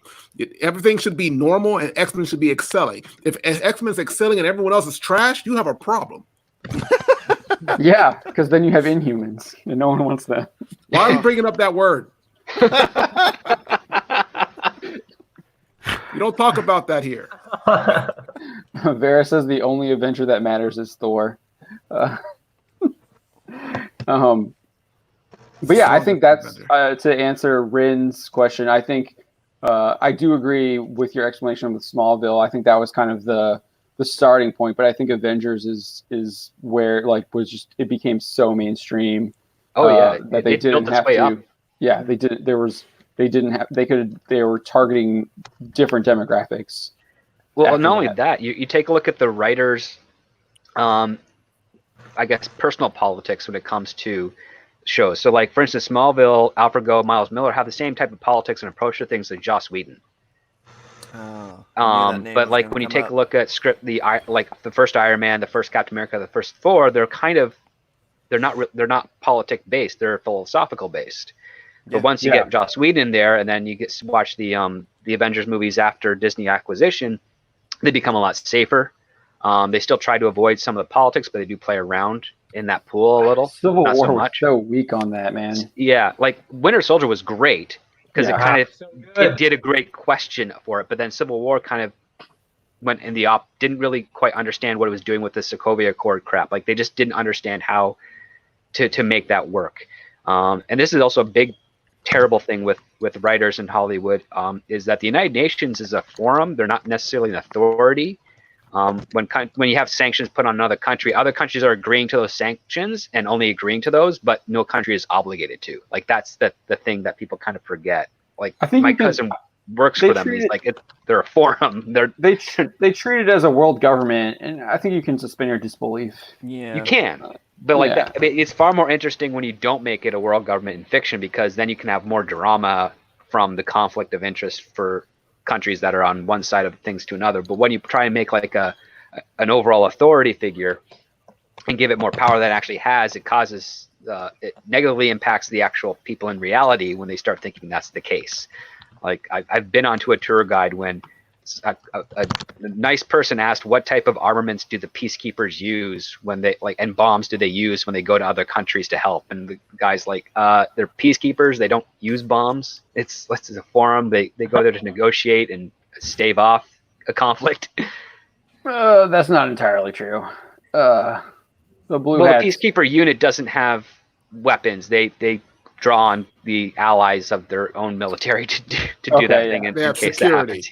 Yeah, they're the middle men. No, like the peacekeepers have like weapons and stuff, but they don't go bombing countries and everything like that. If there's ever sort of like military action, it's done at the behest from one country to another, and it's facilitated by the UN, but it's not demanded by the UN. Toxic Manflu says he has not seen Civil War. Saw some clips, thought it looked stupid, and skipped it. Did watch Endgame after it came out on a subscription service I already had. Civil War is pretty good. I'd watch it. I mean, it wasn't perfect, but it was pretty good. I mean, Yeah, it's got some things to it. yeah. I liked it. I mean, it wasn't better than Winter Soldier, but it was good. Yeah, I think it the part where it failed to kind of really hit home on that philosophical debate with the Sokovia Accords, it filled that in with some good personal drama with the Winter Soldier and Tony Stark, and then And Cap. what's his name, Helmet, Zemo, and then Yeah. Cap with Winter Soldier. Cap's relationship with Bucky. So it kind of filled that gap where it kind of dropped the ball on the philosophical discussion with the Sokovia Accords. My thing with Civil War is, in terms of the plot, a lot of it could have been squashed with a conversation. And these people knew each other for years, and all of a sudden they can't talk to each other. That's my only issue with real issue with Civil War. It's like a lot of this is unnecessary With and the it human feels drama forced. with Bucky, is that what you mean? Is that Bucky aside, I can actually understand Iron Man's position on that. That kind of made sense. It's like, no, F you, he killed my parents. What do you have to say about this? But everything that happened before that probably could have been worked out with a conversation. Yeah. Before that came out. they Unofficial drama, kind of had that conversation though, and Cap like walked away from it. And that was kind of they also missed a really unbelievable part.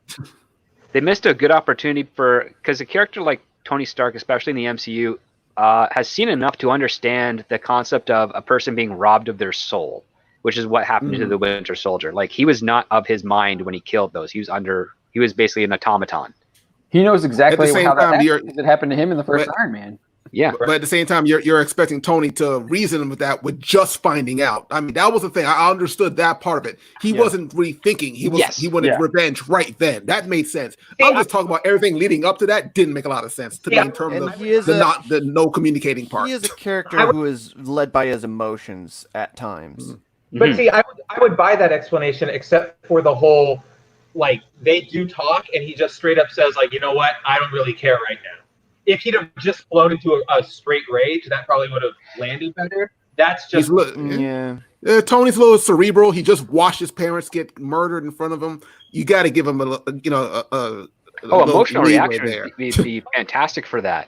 But the other part too is you can Cap could have been in a position where he's like, look at how you're acting. You're acting on instinct and emotion. You're not being yourself. And like, this is kind of like the manipulation that Bucky went through, where he was brainwashed. He emotionally went through turmoil in order to do the things that he did. And you can draw a really fun parallel between those actions.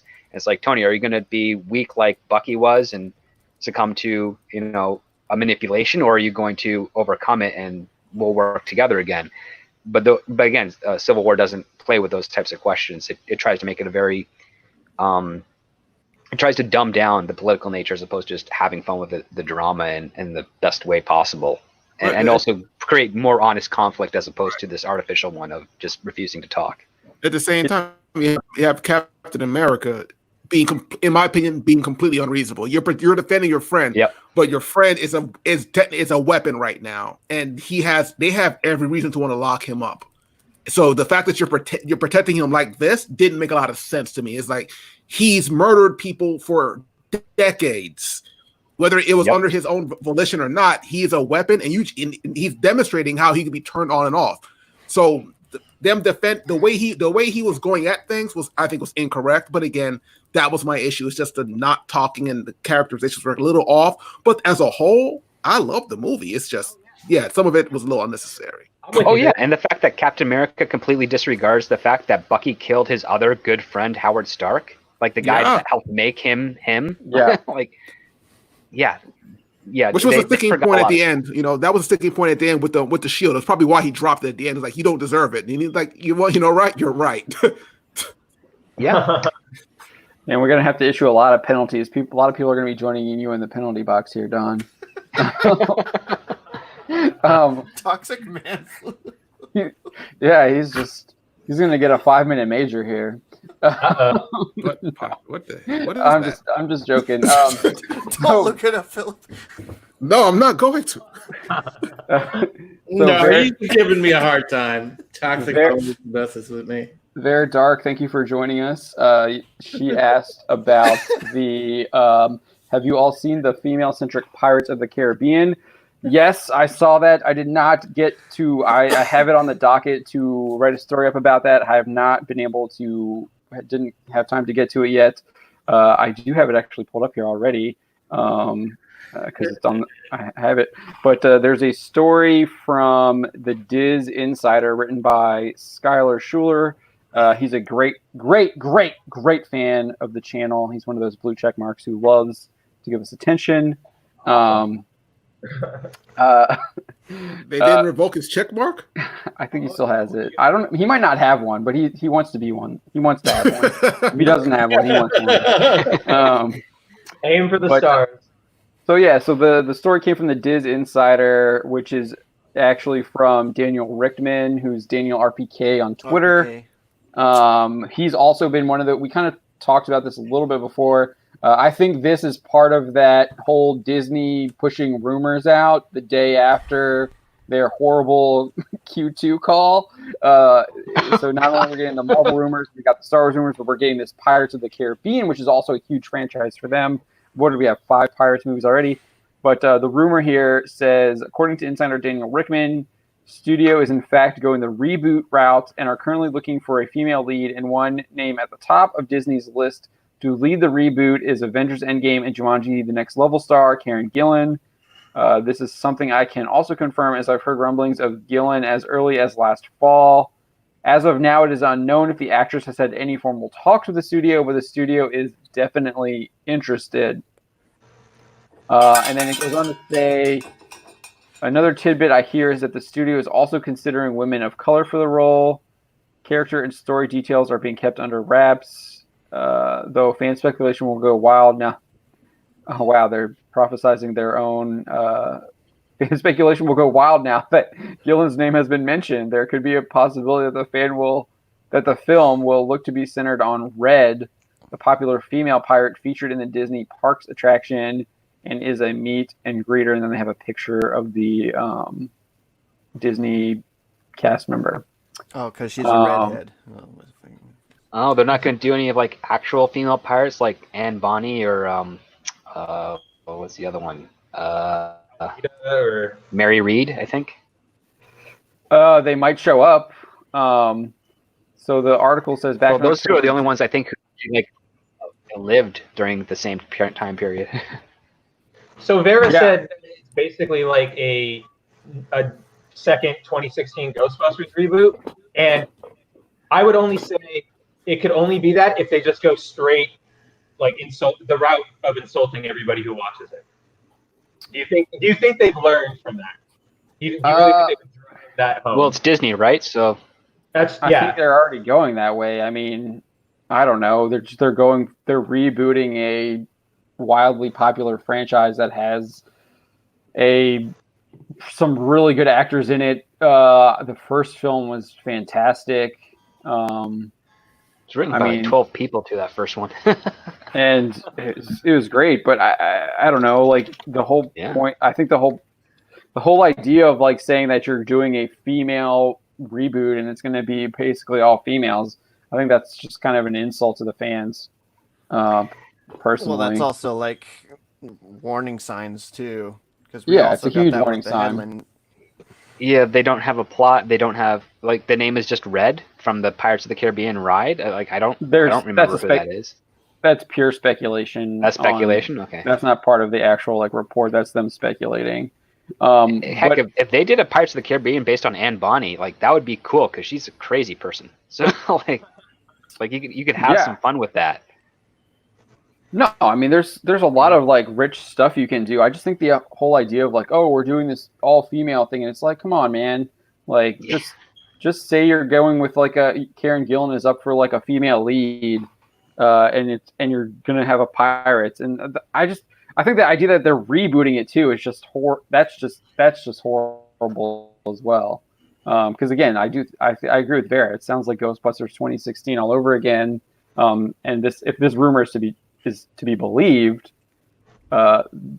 that's kind of how they marketed. That's how that happened. And then when people pushed back against it, you got called all kinds of names and stuff. Yeah. So kind of just like what I Aaron will. Cummings said. What's Yeah. the story? Give us a plot. Yeah, what's the story? Exactly. Right? I will say that this isn't anything new. So I wrote an article back in October 2017.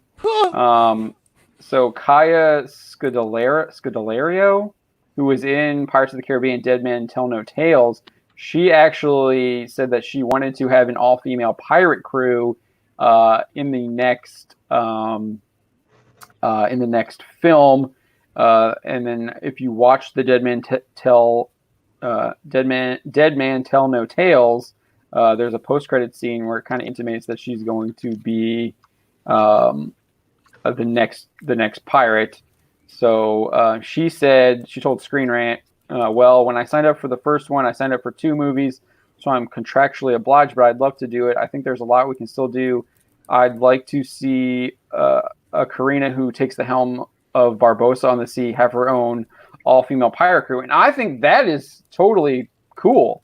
That would be like really interesting to see, and then see how that works with the other pirates, and then play with that, and how that works with like Tortuga and everything, and that pirate world we were introduced to. I think that could actually be really interesting to see that dynamic play out. Yeah, especially if they have fun with how the female pirates like use their ship, and also how they conquer other ships. If you have some really fun, creative ways that we can, the audience can get on board with, yeah, you'll have a great film as a result. But if you're trying to do something where you're just pretty much using female centric as a veneer over a typical male led pirate film, it's gonna fail miserably. You just can't do it that way. So Varys says, if this is true, Amber Heard won. She got Johnny out of the franchise, and making female centric is a great excuse for them to dodge criticism. I don't think that. I disagree with that. Johnny was. I mean, if you read his lawsuit that he filed here in Virginia, where I am, in the county where I live, he was already booted out of the Pirates of the Caribbean franchise, whether or not he wins the lawsuit. So I guess she kind of already had one after she wrote that op-ed, because I think the lawsuit claims that 6 days later or 4 days later, or whatever it is, after she wrote that op-ed in the Washington Post, Disney let him go. And that's why one of the reasons why he is suing her. Yeah. I don't think that he would be coming back. I don't know if he'd be coming back to that. I know he's doing his music thing now. He's also with Warner Brothers doing Fantastic Beasts. I mean, he's still a brilliant actor. I wouldn't be surprised if he lands another franchise in the future once all of that gets wrapped up. As far as them pushing a female-centric film to dodge criticism, I think that's the opposite is going to happen with that. I think pushing that is just going to bring you more criticism, and especially it kind of shows it's another. What is the word that I'm looking for? I want to say bookmark, but that's not it. It's another footprint in this kind of pattern with Disney, where they're pushing a kind of socio-political agenda, and it's just another footprint in that leads to people theorizing about that and speculating about that and believing it. And I definitely think that agenda is there. We see that with the people that they hire. All the way through Marvel Comics, Lucasfilm, Leslie Headland, obviously the latest example. What's her name? The She-Hulk person who's I can't remember her name. Dana Schwartz. Dana Schwartz, who's the lady who might be going to Lord of the Rings. Oh my gosh! I don't think Lord of the Rings is going to be done. I don't think they're going to be able to make it within the time frame that the estate has established. But I do want to point out Rin Wesley's comment as well. I think the Pirates franchise was already on its way down, and this is just a gimmick to revitalize it. I kind of agree. I think the last one, Dead Men Tell No Tales, I think Bruckheimer was saying like if they were going to go for another one, it would have to be because of Blu-ray DVD sales. So I don't think that they got that mark, and I just think the like they've just kind of been in development hell since then. I think there was an article a couple years ago in the Hollywood Reporter where like one of the Disney execs was talking about rebooting Pirates. So I don't know how much I believe this rumor. It sounds like it could be regurgitated from some old news stories and brought up to just kind of deflect from Disney's failures after that Q2 meeting. But yeah, that's kind of where I'm at on that. Do you guys have any? I don't know. I know we got a $5 super chat from Toxic Man Flu. I apologize for my offensive chats. I know better now after sensitivity training, and I'm turning over my account to insert JW victim group here. Thank you, Toxic Man Flu, for the $5 super chat. We appreciate that. And I'm just giving you a hard time about the penalty box stuff. Plus, it gets I'm missing my hockey. My Capitals should be in the Stanley Cup Finals right now, and it's not happening. It's time for all of us. Oh man, I miss sports too, John. I feel you. Yeah, well, What sports? I am looking for NASCAR to come back. Was it May 17th? I think we're gonna get like 7 races in like 10 days or something. So, but my local track is still on hiatus, which sucks because that's what I would do Saturdays during the summer. So I'm missing that. But hopefully all this stuff gets fixed and Virginia starts opening up. But we'll see.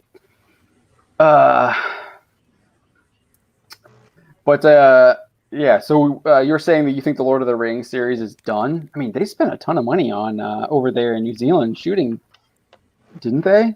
I don't think they've fully done some shooting yet. I think they only got a little bit of it done. Okay. Because they have a window from the estate where if they can't get production underway and stuff finished by a certain date, then it's an all or nothing thing. So the estate takes back the rights and Amazon's out. Okay. And with this, and I don't think the state's going to even acknowledge the current issue of quarantine at this point, because there is some hoopla going on with the series that's controversial, and I think the those that are still in charge of the estate is aware of this and might be using that as consideration for going away from this deal. But that's just my speculation. I don't know yet. The fact that they've changed a whole lot of writers and they've sent some people home and all this stuff before the quarantining began, it was a couple of red flags. So, were those rumors about the writing team being fired? Have we figured out whether that was true or not? I know some left, okay. But I don't know the circumstances yet. So I'm hoping once more news starts to channel through as productions begin in the next few months, that we'll find out more details on that. Oh, send Dana Schwartz home. Just send her home. I don't think she's getting anything. I think that the fact that she did a tweet and then another guy said, "Hey, yeah, my DMs are open." It's I think that's just a troll. I think it's a troll. I also think it's like incredibly terrible because it's very desperate. Wow. And even though like a lot of writers over the last 2 years have fired their agents because of the whole packaging thing. So most showrunners are kind of doing their own hiring based on whatever information they can get. They don't have an agent pitching them for them or talking them up or anything like that. So it's a bit more intimate. But to go about this way through Twitter, even in a quarantine thing, is really in poor taste. Like, you do it through a formal email and then arrange a Zoom or a Skype meeting, and then you just build from there. But I don't know. I feel like I see that all the time. Wasn't there someone? I feel like all the time now. I feel people are like asking for jobs on Twitter, and then like you'll see the people they'll get it. Yeah. Oh yeah, I know. It's not the shoot your shot thing. It's not a good practice in my opinion. What was that, Don? Sorry. The shoot your shot hashtag that was going around for a little bit. No, I thought there was like a Marvel Comics writer who like asked for a job and then they got it. Well, I know Simu Liu was petitioning for that Shang-Chi thing for years to Marvel, and wasn't it through Twitter? No, he did one tweet. Oh, okay. Okay. Well, Simu Liu, he did one tweet as a joke. Never thought it was gonna be a Oh, thing. yeah, for Shang-Chi, right? yeah. Yeah. Yeah. Okay. That's how what's the name got the Um, job for Ironheart. Yeah, that's who it was, right? Ah. Eve. I think so. Yep. Yeah. Yeah. Eve. Okay. I knew I So was actually, here's the that. thing. Do it. She wasn't in. She was already an accomplished writer and academic, but she had someone said that she looked like the character, so they launched a petition. I'm sure she was involved at that point, but it was actually launched by a fan, and it just kind of went away from there. And I was kind of astonished that someone could get a job from a petition. So I mean, Hey, she's not a bad petitions aren't just writer. completely useless. She's not a bad writer, but I was like, wow, there's no merit involved in there. She had no connection to the source material. She didn't seem to be a comic book reader at all, and they gave her a job. She, in her defense, she was somewhat gracious about it, and she was humbled, or at least acted as she was. So, and she didn't do a horrible job thus far. It's just That's from weird. what I heard. I heard the Ironheart series wasn't too horrible. She actually kind of saved the character, made her decent. Yeah. So it Sounds wasn't like the Gotham High writer. Gosh. Yeah, I don't know about that. I'm just saying it's just I wasn't against her getting the job. I was just like, we're giving jobs via petition now. It's like, wow, it's kind of weird. So Rin Wesley asked Lord of the Rings what they already made the perfect trilogy. What's more to mine from it? So Amazon is adapting. Just to go back to this real quick, Amazon is adapting a what is it? What is it Second called? Age, yeah. The Second Age, where there's not a lot of information from Tolkien, so they have a little bit more leeway. And it's going to be a TV series on Amazon that you can watch, like Jack Ryan, or what else do they have on there? They have The Expanse. The Expanse, yeah, like that.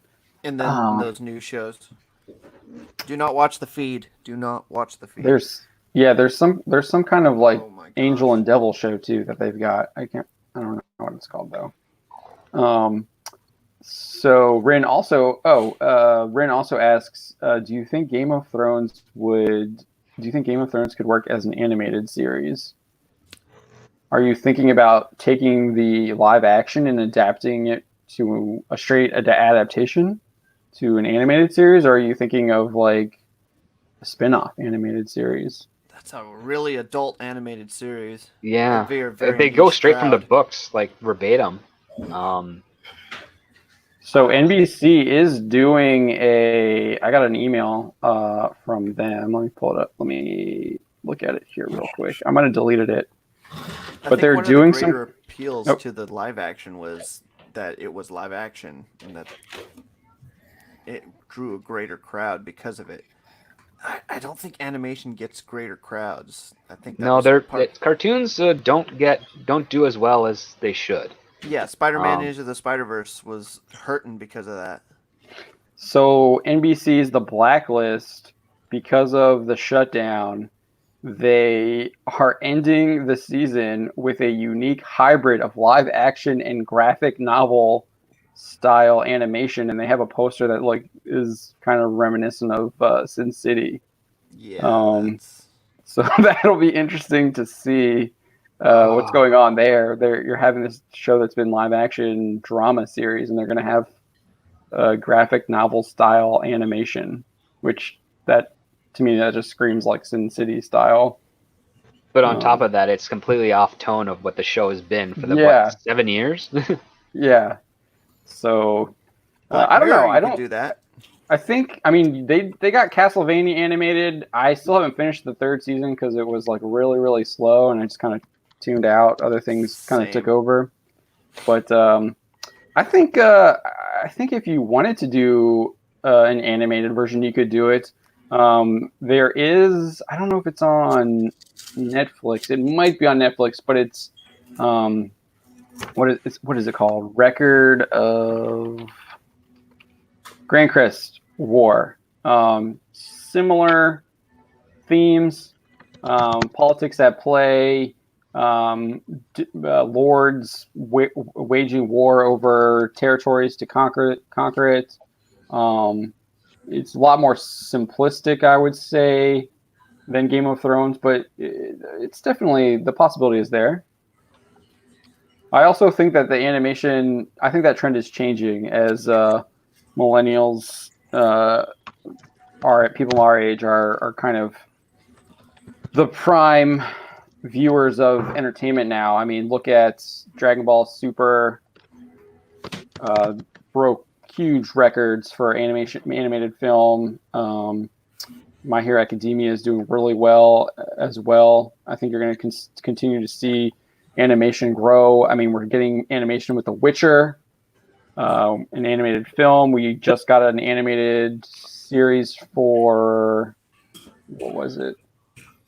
What is the Anthony Mackie is in it? He just took over the role. Altered Carbon. Altered Carbon. Yeah. Yeah. So you're seeing a lot of that stuff get animation adaptations. Pacific Rim is supposed to be getting an animated series, I believe.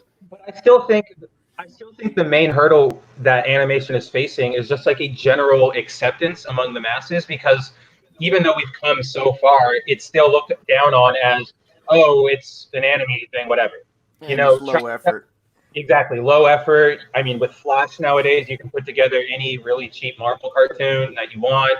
So there's the problem of the suppliers are putting out really low quality product, so it doesn't help our, the image of that craft. Whereas anime has always been kind of accepted in Japan as just another art form, as just another medium. Yeah, we don't get here at all. Animation hasn't had its Avengers moment yet. Yeah. But I think it's coming. I do. Spider-Verse was a good start. Spider-Verse was a good start. It's aging in, actually. It's, as opposed to other franchises that are aging out, animation is aging in, because a lot of the people that appreciate the animation are now in your between 20 and 40. So, it's gonna carry on. You're just waiting for that watershed moment. Netflix, I think, is also helping bring a lot of that to the forefront. What did they do? They did that. Love, Death, Kill, or something like that, or Death, Love, Kill. Which is the anthology series. Fantastic. Those are always great. Reminds me of Matrix. Yeah, so good. And also the what was it, Gotham Knight? They did a Batman mini thing. What the heck is the word? The Batman anime film? Is that what you're talking about? No. There was an Animatrix style Batman thing. I think it was that came out just before the Dark Knight. That was, good animation, but terrible stories. Oh yeah, the stories were awful, but the animation was fantastic. Yeah. They had what was it, 6 different animation styles? Yeah, 6 different animation styles and studios and directors, and they did kind of the same thing, just told a one-off 6-minute Batman story. And yeah, it looked great. No story to be found there. So Rin is saying, I think the last time the West tried its hand at mature animation was Titan AE, and that crashed and burned. I think the smoke is finally clearing. Check out what I think it's called, like Death, Love, Kill on Netflix. That's a fever dream. It is super good, super good. There's a lot. So it's an anthology series. So there's lots of different stories. Love, Death, and Robots. Oh yeah, Love, Death, Robots. Thank you. Not Kill. That's kind of redundant, I guess, with Death, right? Love, Death, Robots. Really, really good. They adapt a bunch of short stories. So it's not like original content, but it's adaptations of short stories. And man, it's the animation. There's all different styles of animation.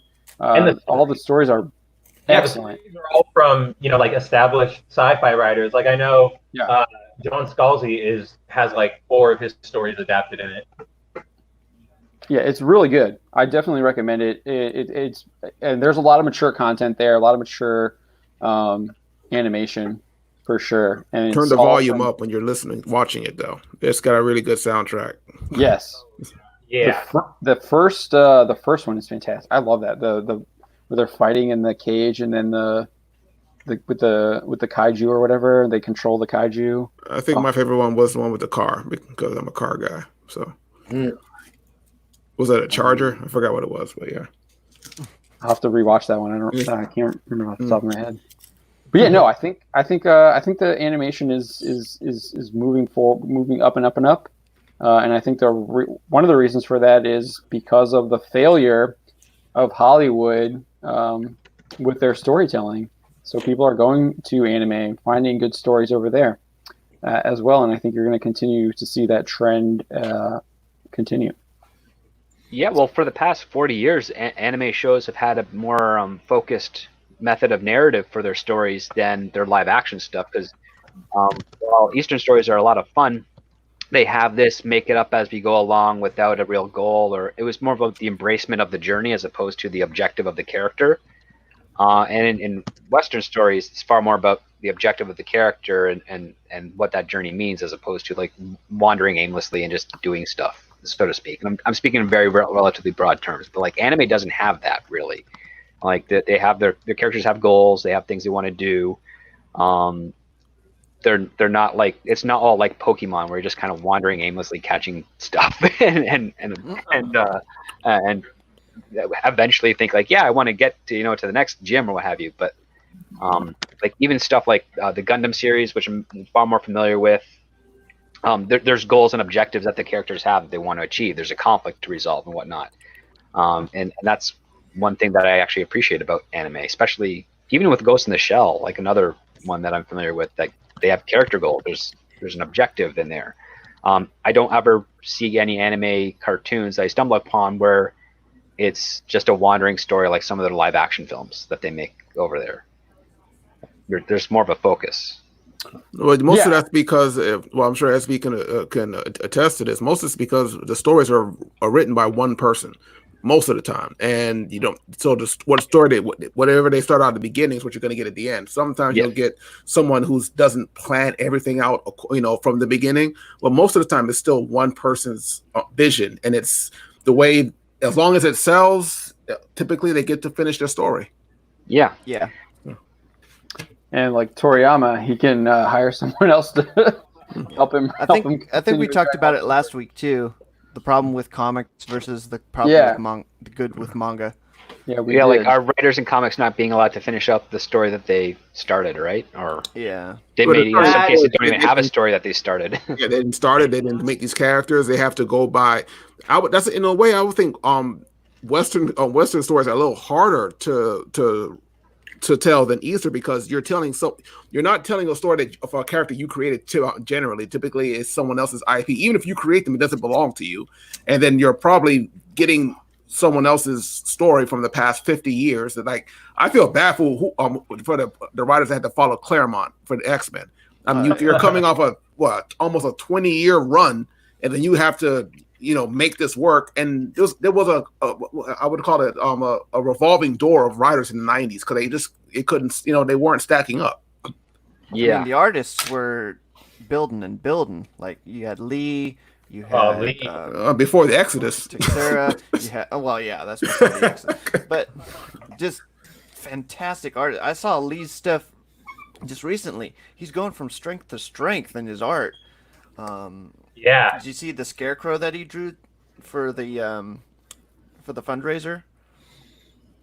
Maybe. The fundraiser. I still don't understand how he has so much time to do that stuff. I mean, he draws pretty fast. Of other books? He draws pretty fast. Lee flies. It's kind of nuts. He is the god of wind. I mean, I've seen him like sketch something, erase it, and then sketch something completely different within 30 minutes. I'm like, how the hell did he do that? The guy is like Murata.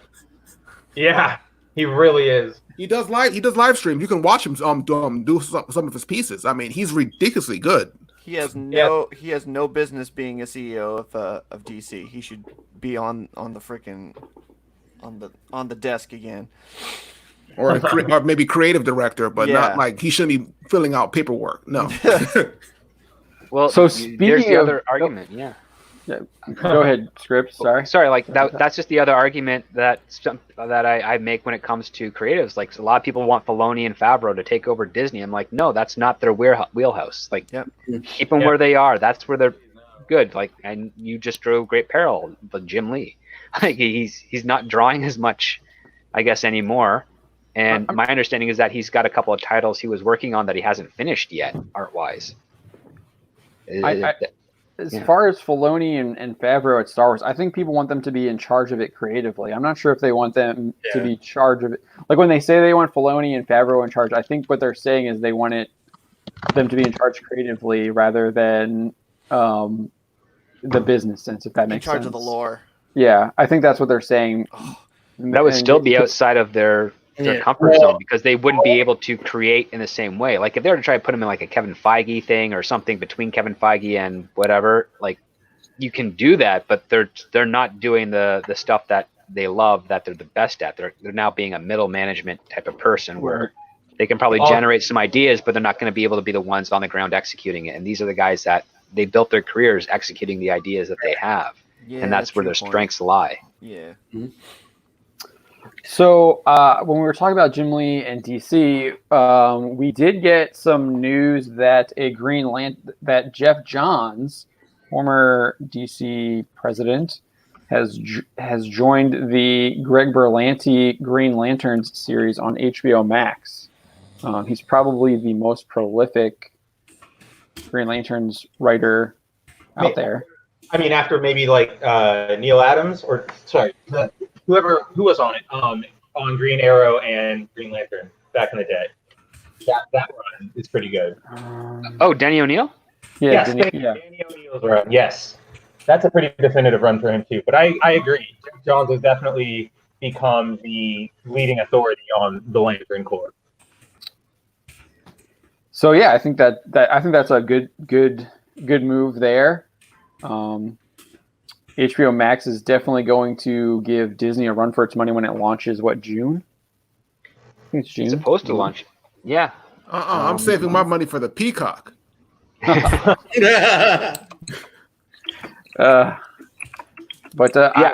gonna have a good library, but HBO Max, yeah, you're right. HBO Max should have a really good backlog library plus some of the new stuff that they're coming out. Yeah, they picked up a movie. They picked up movie rights from something, so they actually look like they're going to be competing with more so with Netflix than what Disney Plus is doing, where they're going to be putting up their own original content with movies. They're going to be buying up other people to the distribution rights for these films and stuff to put them on their platform.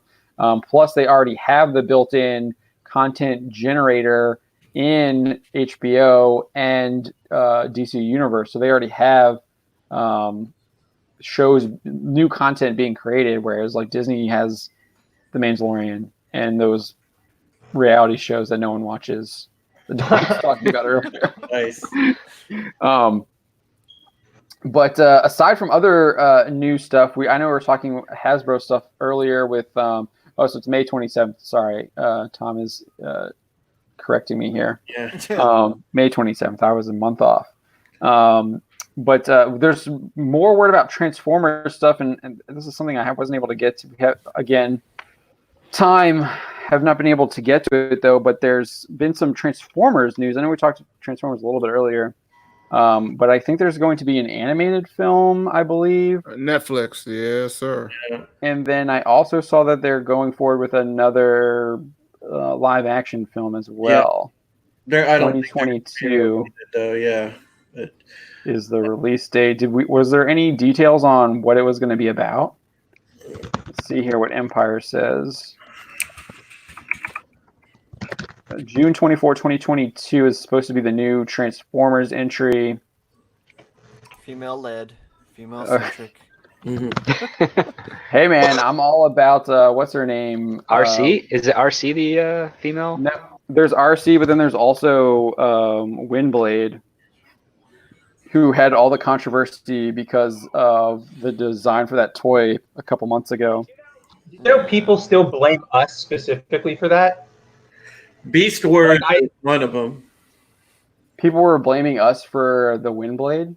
Yeah, so I obviously, try to check out things we're tagged in or talked about on social media, and there's still a very diehard group of Transformers fans, quote unquote, who blame us for sparking the controversy and harassing Hasbro and being toxic dude bros. Like, it's really weird that they blame us. Oh, so they turned it on us. That's interesting. Okay. Okay. There's two live action films, John. There's two. Joby Harold is writing the script for the next Bumblebee. And James Vanderbilt, right? It looks like doing Beast Wars. Okay, that's the rumor though. Is that it's Beast Wars, right? Yeah, it's going to be Beast Wars and a continuation of Bumblebee. It looks like the animated film is going to be a prequel, telling the story of how the clash between the Autobots and Decepticons got motoring in the first place. So that sounds like the only interesting thing so far, because if that's true, then they're basically doing what we want them to do, which was the first 5 minutes of Bumblebee. Showing the war on Cybertron, which hopefully that's what they're doing. Wow, listening to the fans. Oh, would that that would be be when great. because Optimus Prime was originally called Orion before he was rebuilt and upgraded, right? If I'm remembering my lore correctly. I think Phil might be our biggest expert. Repeat on that. Optimus Prime, before he became Optimus Prime, he was an Autobot, or not an Autobot, but like a Orion robot Pax. Orion, yeah. Orion Pax. Yeah. Why the hell do I know that? Oh my gosh! I need to I know that because I had the cartoon series, and I remember when the Transformer movies first came out. There's this one guy who worked in my office who was claiming that Optimus Prime's original form, from like the very beginning of the inception of the franchise, was that he was a fire truck. I'm like, I'm pretty sure he was a pickup truck. Nope, Yeah, he was harmless. In He looked remember Wheelie? Yeah. That's what his face looked like. He looked like Wheelie.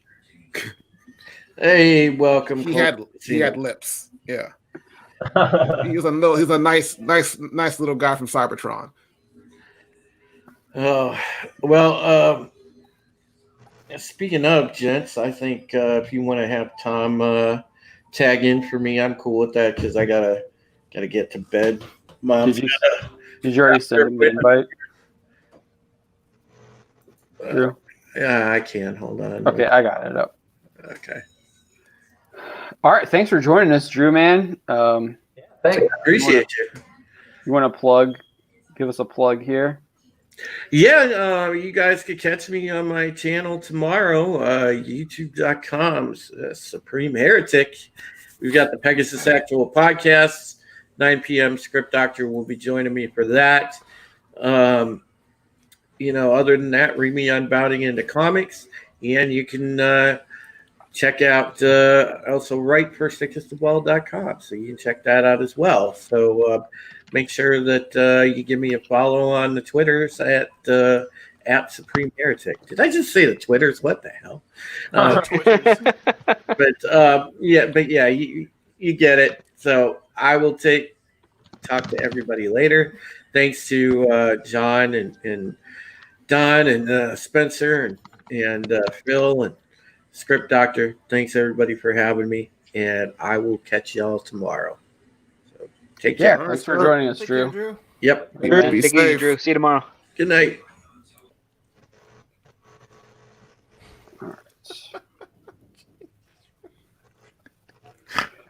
All right, so we got a couple new folks joining us. Culture Casino, thank you for joining us. Looks like Tehillium has returned. Thank you for joining us. Appreciate that. Rin is saying we need to beat up Phil and take his lunch money. Why do we need to do that? Because I knew the name of Orion Pax off the top of my head. It was just, Hey, I knew him too. I just didn't know the last name. Yeah, that happened. Solidarity, man. We'll stand together. So what's interesting about this Transformers stuff is that I know we had some rumors about this, that Hasbro was going to be doing some kind of like G.I. Joe Transformers kind of shared universe. Oh yes, do it. I mean, do it. I just tweeted about that 2 hours ago. Yeah, do it. Totally. Put it this way. There is no way that a human can actually keep up fighting a Transformer, even if let's say fighter jet to Starscream. The human's gonna lose. But what if we have G.I. Joe jets with G.I. Joe pilots? Now you have an excuse. They can keep up because they have the G.I. Joe talent and technology. Now you can get all that great action going and to make it somewhat believable. Like, this is not a normal jet. Yeah, I like that. And then you're gonna lose. You have to lose some GI. Someone's gotta die. I mean, but you can have some actual, suspense and believability about it. Like, yeah, they can actually win too. Not Yeah, that crap then- we saw in Transformers. They're all fodder. But if you make them G.I. Joes, now you got something to talk about. But then Hollywood would be listening to the fans, and the last time that happened was Sonic the Hedgehog, and look how that movie did. They saved themselves millions of dollars. Yeah. They They made themselves paid off. millions of dollars. They paid off the redesign. Like, Yeah, and they got a lot of love too that people probably wouldn't have gone to see. well, not only that, the fans weren't asking for much when it came to that. That's the other part that allowed it to work so well. Is they're like, yeah, it's the model looks terribly frightening, and I don't want to watch that. Because they weren't asking for a better story or anything. Because the story is like pretty pedestrian. It's good for like a kid's film. It's paint by number It's stuff, Sonic. but Yeah. it's Sonic. It's the best Sonic movie they've made. So There's another one? there's some cartoon ones out there. yeah. But yeah, But, I mean, like, yeah, it's not the same as say something like where you have like the Reylos at Star Wars trying to compel that relationship. That's asking a lot, and the fact that they kind of acquiesced but didn't is really something that they shouldn't be taking so seriously. Like you want to find a positive balance where you're listening to see what the fans want, and you're like, okay, how can we give them that, but also make sure it's something that will entertain and also allow us to make another one of these movies after the fact. Because sometimes fans can be wrong just as much as writers and directors and creatives can be wrong, right? Like we don't always know 100% what will sell. And if you're making something that's specifically designed for the fans to a point where they watch it and it's not surprising or entertaining as much as it could be, you're also shooting yourself in the foot there, because then you're giving them something that's boring, where the fan who asks for everything is like 10-15 minutes ahead of the movie, so they're just waiting for that movie to catch up to what they expect is already going to happen. And so that's the other risk that you have to think about as well when you're listening to them. You want to make sure that you're taking them seriously and that you're trying to find a commonality that you'd be like, yes, we can do this, and we can actually build on top of that, make it surprising, make it fun, give everything that they want plus the stuff that they need. Like they might order a steak, but you need to cook it still. You need to have the waiters and staff wash their hands and be sanitary. So you can't just placate the one demand. You got to think of all the other things that facilitate that demand as well to make it an enjoyable experience. I agree. The thing is with Sonic though, it wasn't a really a hard ask. They designed them to look like something out of Middle Earth. I mean, it was scary. Yep. Exactly. Yeah. I thought he was going to attack Wait, somebody. are you comparing Sonic the Hedgehog to orcs? Oh no! What have I done? Oh my god! I would actually say more closer to a goblin, but yeah, sure. You're That's such- canceled now. This is unacceptable. That's so racist, Phil. He's blue. Hey, some of those orcs were grayish, bluish. I saw them. I mean, that tinges of blue on them. Especially the little skinnier ones. They were goblins, right? They weren't all orcs. Like all the orcs weren't the same. The goblins definitely turned blue when the Ents got a hold of them when they were storming Saruman's tower. Every orc is sacred. Every orc is good. They don't exist. These nutcases. How's it going, Tom? Thanks for joining us. Hi, you doing? We're doing Been a well, while. man. We've had a lively conversation. We've talked about a lot of stuff already. You guys have been going for like 2.5 hours. Well, yeah, we usually go 3, normal Wednesday, 3 hours. I think, what do we want to talk about next on here? Well, apparently Hasbro's doing a Beast Wars film. I think there's a rumor about that. I don't think that's been confirmed. That's the rumor for the 2022 film. According to John Campia, Wars. nobody wants to see that. But Well, I mean, That's I'd rather absolutely just see a ridiculous. he also redone says of Beast Wars as a series because it's such a good long form story. it was such a great story. Yeah, and it's a pragmatic story. That's one where they didn't realize what they had until like after the first season, and then they just knocked it out of the park after that. I mean, they had stakes. You lost characters. Things mattered. That was like, I don't know what's going to happen next. It was a good story, sure. but this is John Campia. He also said nobody wants a Batman Beyond movie, which is nonsense. So Everybody wants a Batman Beyond. He I also want wanted Keaton in a Dark Knight Returns movie first, and then a Batman Beyond movie. wasn't Yeah. the discussion is over too, right? We're moving on. It's over. We're moving on. Because on. I said it. That's why. And then his co-host is like, "No, we're Then I not." got this drunk 3PO out there taking me out of context and making me look like crap. Did he even talk about that? He just. Oh yeah, he went after him and then he deleted the tweets and the videos. And... Took off the ratios. Like, yeah. Yeah, he got wrecked. Yeah. He got wrecked by his own co-host. Has she been on since? Because I haven't watched it Yeah, daily. she's been on. Okay. Okay. She's a regular. Yeah. I'll give him credit for like bringing on other people who have completely diametrically Oh, yeah. opposed positions. And not only that, if he was going to be a dick, he would have told Robert Meyer Burnett to go fuck off a long time ago or something, Yeah. because he's Star been Trek, so good yeah. to us. And no, not just that. He's been good to channels like us and things like that, to where, you know, he's even gone on like Geeks and Gamers and stuff, to where if he really wanted to be a dick, you know, he could have been like, well, since you're going to be around those idiots, you can go piss up a rope. I couldn't help but notice when I was checking my YouTube subscription box or tab, every time I tried to refresh, he was at the top of it and would not move. But when we're streaming, we're like 18, thumbnails down. That's not surprising. Yeah. Or not there at all. It's very strange. No, I don't. Not surprised. I'm 100% not surprised. We actually got a breakthrough on Google News yesterday. It was Jorge's orc story. Oh, It kind of went semi-viral on because Google. everyone's coming after us for it. Yeah. I think that might be the reason why. Hate clicks, they still pay. Yep. So with the Campia thing, we're talking about Leslie Headland and the original rumor about that being female-centric Star Wars story, and she was in a helmet, and that was all we knew about the series, and that's pretty much all we still know as well. Yeah, But they're in panic mode now. They got to come up with something. Yeah, The so The What were you gonna say, announcement Don? didn't say anything about female-centric, though, did it? the official announcement did not Yeah. say anything about the series whatsoever, that it was just Leslie Headland was developing a Star Wars series, That's a dope selling point. and that was it. Leslie Headland. Yep. And then the film was like Taika Waititi, and that was it. And they had no release date for that, and it was like, who knows when this film is coming out? Well, Taika Waititi's Doing is supposed to something. be 2024, is what I heard. But So that's a rumor. That's a the rumor. rumor, That was yeah. not. That That's was just not. because in the that's just what's on press IMDb. release. Yeah. Yeah. Oh There yeah, was- I haven't checked that one yet. I don't like Yeah. these dates. Every time I hear these dates, all I'm hearing is we're not getting X-Men until 2030. That's pretty much what's happening. Yeah.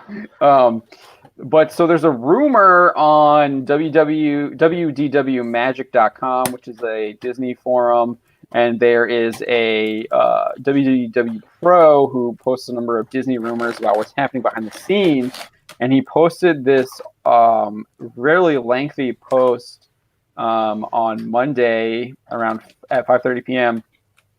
And he talks about the parks and in his in the resorts and in Disneyland and everything like that. But one of the things he talks about is Lucasfilm, and we'll have an article. I'll probably write an article up on this tomorrow. But when he's talking about Lucasfilm, he's talking about the ongoing battle over Lucasfilm's direction continues, with Kathleen Kennedy and Jon Favreau factions fighting over the studio. It's fairly well known at this point that the beef between Kennedy and Iger is real, given that Iger essentially ignored her in his memoirs. It's also hard to lose sight of how many projects Kennedy has seen fail at Lucasfilm. Star Wars Resistance, Star Wars Forces of Destiny, Star Wars Galaxy of Adventures, Solo, and the sequel trilogy following in revenues with each release. Yikes. You can add the High Republic to that, because that is most definitely going to fail as well. Horrible designs. Horrible designs. So bad. Yeah, that book series is dead on arrival. There was a joke that people were saying that how long is it going to be till we hear that Taika Waititi has left the Star Wars franchise due to creative differences? It'll just be Yeah. like Ryan Johnson's trilogy. You will never hear about it again. It's just not gonna. They'll never bring it up. Didn't they just replace? Oh yeah, all the Obi-Wan stuff on there. They're replacing the Obi-Wan scripts. The Cassian Andor had to bring in some new people too. I mean, they're not even talking about all the directors that she's fired and everything like that as well. So where was I? While Favreau seemingly struck it out of the park with The Mandalorian, a series for Disney Plus that even Iger was giving creative suggestions for and taking notes on each episode. I that makes sense to me. I mean, in Iger's, when he was, what was it, their shareholders meeting earlier this year, when he was like talking about how he was changing to executive chairman and giving everything over to Chapek. He said that obviously Chapek reports to him, but the whole purpose of him moving to executive chairman was so he could be more involved on the creative side. And to me, when your CEO is saying that they want to get involved in the creative side, that indicates to me that you have a problem creatively if he wants to get that involved. Or the other thing is that he is already too involved and he's the problem with that creativity. What do you guys make of that? Well, Kathleen wasn't on set for any of her executive producer responsibilities for Mandalorian, right? Just that one promo photo that we saw. Yeah. When she was walking George around? Was that when she was on set when George visited? But then all the other times she's, offset. And then how many times was Iger on set for Mandalorian? I think he only did two visits. Okay, 2-to-1 ratio. That's. What have you heard, Tom, about this stuff? Similarly the same, that she's kind of been hands off on Mandalorian, which would make sense because time wise she would have probably been more hands on with Rise of Skywalker. As far as like her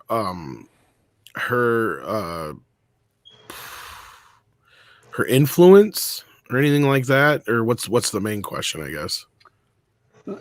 So I guess the main question was with Iger being involved, right? Saying that the rumor here is that Iger is getting more involved creatively with the Mandalorian, right. But with him becoming executive chairman, he said that he was going to be more creative with for Disney properties, and that was the main reason why he was stepping aside from CEO and becoming executive chairman. Do you think that Iger, the creativity is lacking because he hasn't been more hands-on, or do you think he has been way too much hands-on and that is why they're lacking creatively? I think I'm going to think it's something completely different. I think it's kind of what we've been kind of alluding to anyway, and that is like he's increasingly been trying to take back more power, and that's one of the reasons why he moved to this other position. What I'm understanding is she's going to be done in 2021, obviously, and I'm hearing the date actually January 1st from Culture Casino, which if that's the case, then and not only that, she has to run movies through Alan Horn, but it's my understanding that she can greenlight all the shows she wants. Yeah. Okay. That's really interesting. Why? Yeah.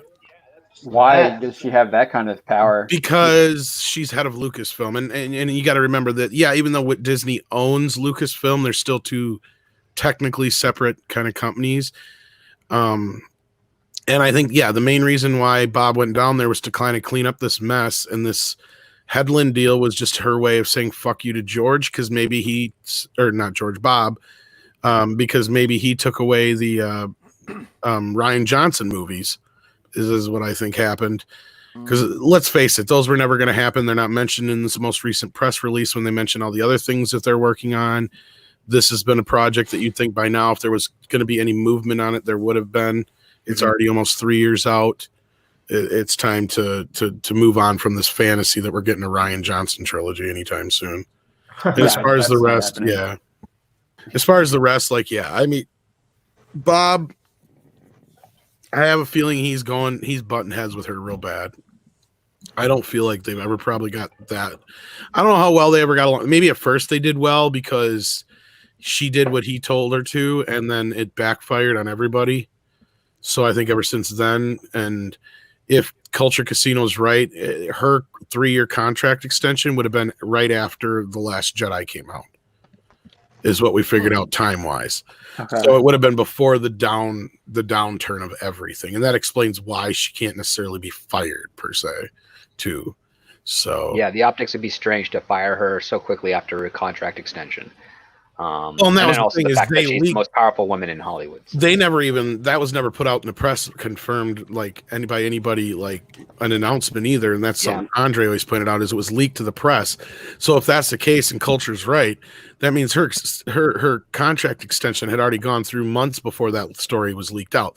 That story was strategically leaked out then for basically to probably just shut us all up. Because the timing of it. Yeah, it was timed right after Last Jedi, right? No, when was it? The Headland one? No. Kennedy contract. Her contract would have been right after Last Jedi, but it was like later on that summer. I think closer to September when they announced it, if I'm not mistaken. I could be wrong. It was before the D23 thing, right? It was around the D23 because it was when we were all talking. It was when that rumor popped up that she was going to get shit canned. Yeah. Hold on, I'm looking up. It was a bit removed from The Last Jedi, but it was September 28. That's what I thought. September 2018. Yeah. That's when we wrote. I think that's when it was, because that's when our article is. So that article was strategically dropped because that was when we were getting real heavy into that meeting and all that other stuff that was going around that she was going to get fired. Yeah, that's probably why she couldn't be. Yeah. Yeah, it was Culture Casino. It was in September when that was leaked.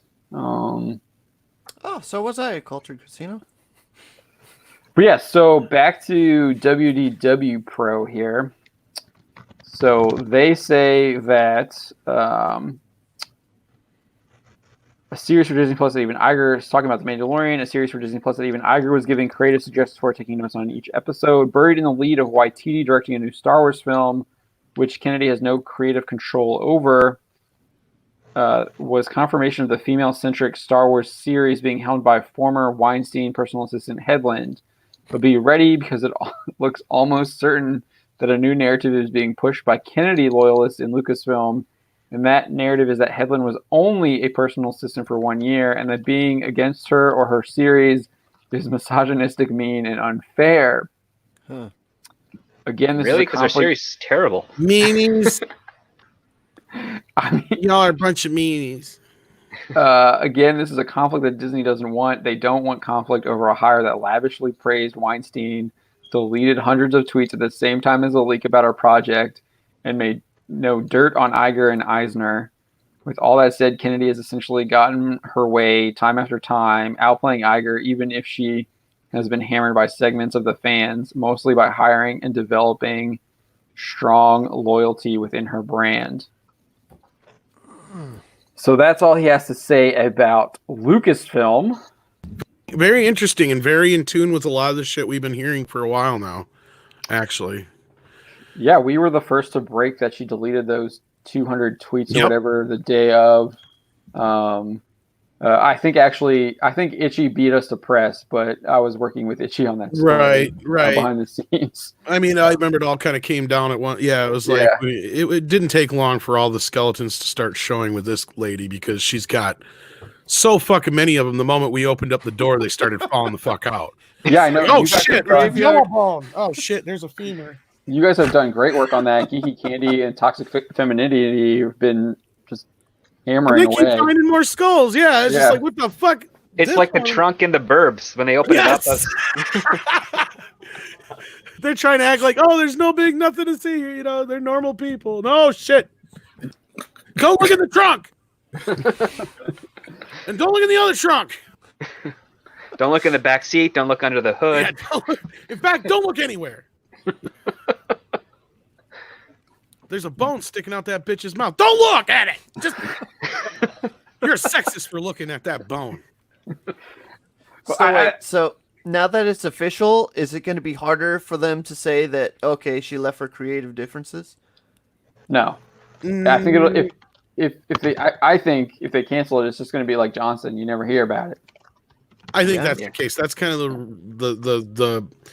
the rumbling we're hearing is that it was kind of a, because I don't know if you paid attention to this, John, or not, but the original story didn't have shit about Leslie's series in it outside of under the heading. Otherwise, then they added later all the information about her, like much later, like Oh, on hours, Star Wars. The original like Deadline or variety or whatever it was. Yeah. No, yeah, there was nothing on that. There was nothing in that article. It was like 4 paragraphs. That was And then they added They a do that whole all the big time, paragraph though. on her. Yeah. They do that all the time. Well, I have a I've feeling noticed that's because either Leslie's people or KK's people got a hold of them and said, "Why isn't there anything about our series in there?" Well, I also think I think you're right on that part, but I also think it's because they're just like, oh, we can just get away with writing 4 paragraphs, and that's all we need to do. And I think it was mainly because they couldn't deny that there was something going on because we know that she's been in KK's circle since Rise of Skywalker. yep, so we saw it's- her on the red carpet. there, yeah. So it's believable that she's been pitching something since then. I have a feeling that when Script Doctor, the timing kind of lines up from when Script Doctor told me about that memo and told us about it anyway, all of us really for that matter. What's the memo? Where they said they weren't accepting any new pitches for any new shows. Okay, right, yeah. Yeah, Okay. that And they were just going to try and salvage what they had. So my feeling was anything that wasn't that far into development was getting chucked out the door or getting pushed to the back burner. And that was what happened to this project. And KK probably threw a fit. And or we know Leslie for a did. fact that they were force majeuring. Well, we don't know for a fact, but Hollywood Reporter reported they force majeured Punisher show writer and the Hellstrom guy for Hulu. Yeah. So we know that at least on the Marvel Studios Lightfoot. front that they were getting rid of those guys. Yeah, so I mean, like that's what I'm saying. Like anything that wasn't so far into production was not going to happen. So I think they kind of, basically put this into effect, this leak, because before that they'd have no reason to say anything about it because it was never announced, it was never in the press, nobody ever said there was going to be anything like that. And the fact that they have nothing to go on tells me that that's where they're at. They literally have nothing. Otherwise, you don't tell me they wouldn't have put something in the press to kind of clean up some of that mess with the whole female-centric thing. They would have given us some kind of plot outline, synopsis, something. They didn't even have anything on the Waititi film. It was just like Taika is making the a difference movie. between the Waititi film Nothing and that there. is I think Andre's right that the Waititi project is probably the Feige produced film. Yeah, I totally agree with that. He Yeah, thinks 100%. that he thinks Bob's bringing in all his Marvel people to clean up this fucking mess. That's why Favreau's there. That's why he's bringing in Feige. I wouldn't be surprised if when Gunn's back into the Disney fold, they talk him into a Star Wars movie. Oh, for sure. I wouldn't be surprised in the least, especially like they'll set it up to where right after Guardians 3, he goes right into a Star Wars project. How much you want to bet? Would Oh, not be I'm surprised. 100% on that. Unless I Warner think they're Brothers trying to brings him back. copy. Oh, sorry, John. Go ahead. Oh, I was just saying, I was agreeing with Tom. The only thing that I think he could come back to Warner Brothers as well. Maybe, but I think he wants to get back over there, and I don't think it was Alan Horn or Bob Iger's choice. We know, if you know the story from what we know too, it all happened because Alan Horn made the stupid fucking call before talking to anybody, including Kevin Feige, and Kevin Feige was reportedly pissed that nobody even consulted him before this went down because it threw everything they were planning on doing into a tizzy. Because we were supposed to be getting Guardians 3 this year, weren't we? Yeah. This It year. messed up Endgame and it messed up everything else that was going on there. And I think what Iger's doing is he's basically doing a copy and paste of the infrastructure format of Marvel to apply to Lucasfilm, because Lucasfilm has still been a mess. Like there's no real proper structure to that studio compared to Marvel and all the others in Disney. They're desperately trying to get something out of it, but it's not working. So bringing in these guys as like a temporary means of just building an infrastructure for Lucasfilm so that they can actually make stuff more frequently, because even though that we've had about 5 Star Wars movies in say 5 years or so, that's okay, but it's not the frequency that Disney was expecting. They wanted to Marvel this thing. They wanted to Marvel this thing. They want 20 movies in 10 years type of deal. Yeah, they want 20 movies in 10 years, 5 series, all that kind of shit. And then when the sequel trilogy bombed, Iger came out and was like, "Oh, it's my fault that we did it. We put out the movies too fast." He's doing what he does in regular, just because this is the way he says it in his book. He's a good leader in that sense. He's the captain. He took the hit for the team. But notice right after all that shit, Carrie Hart was out the fucking door. Yeah. She never got officially fired, but she was out the goddamn door. Somebody took and it couldn't have been KK. So, see you later, Kiri. So then KK replaced her with Ryan. When that didn't work, see you later, Ryan. Now she's got this new one, Leslie. And oh my God, it's like, does she know how to fucking pick them or what? Yeah.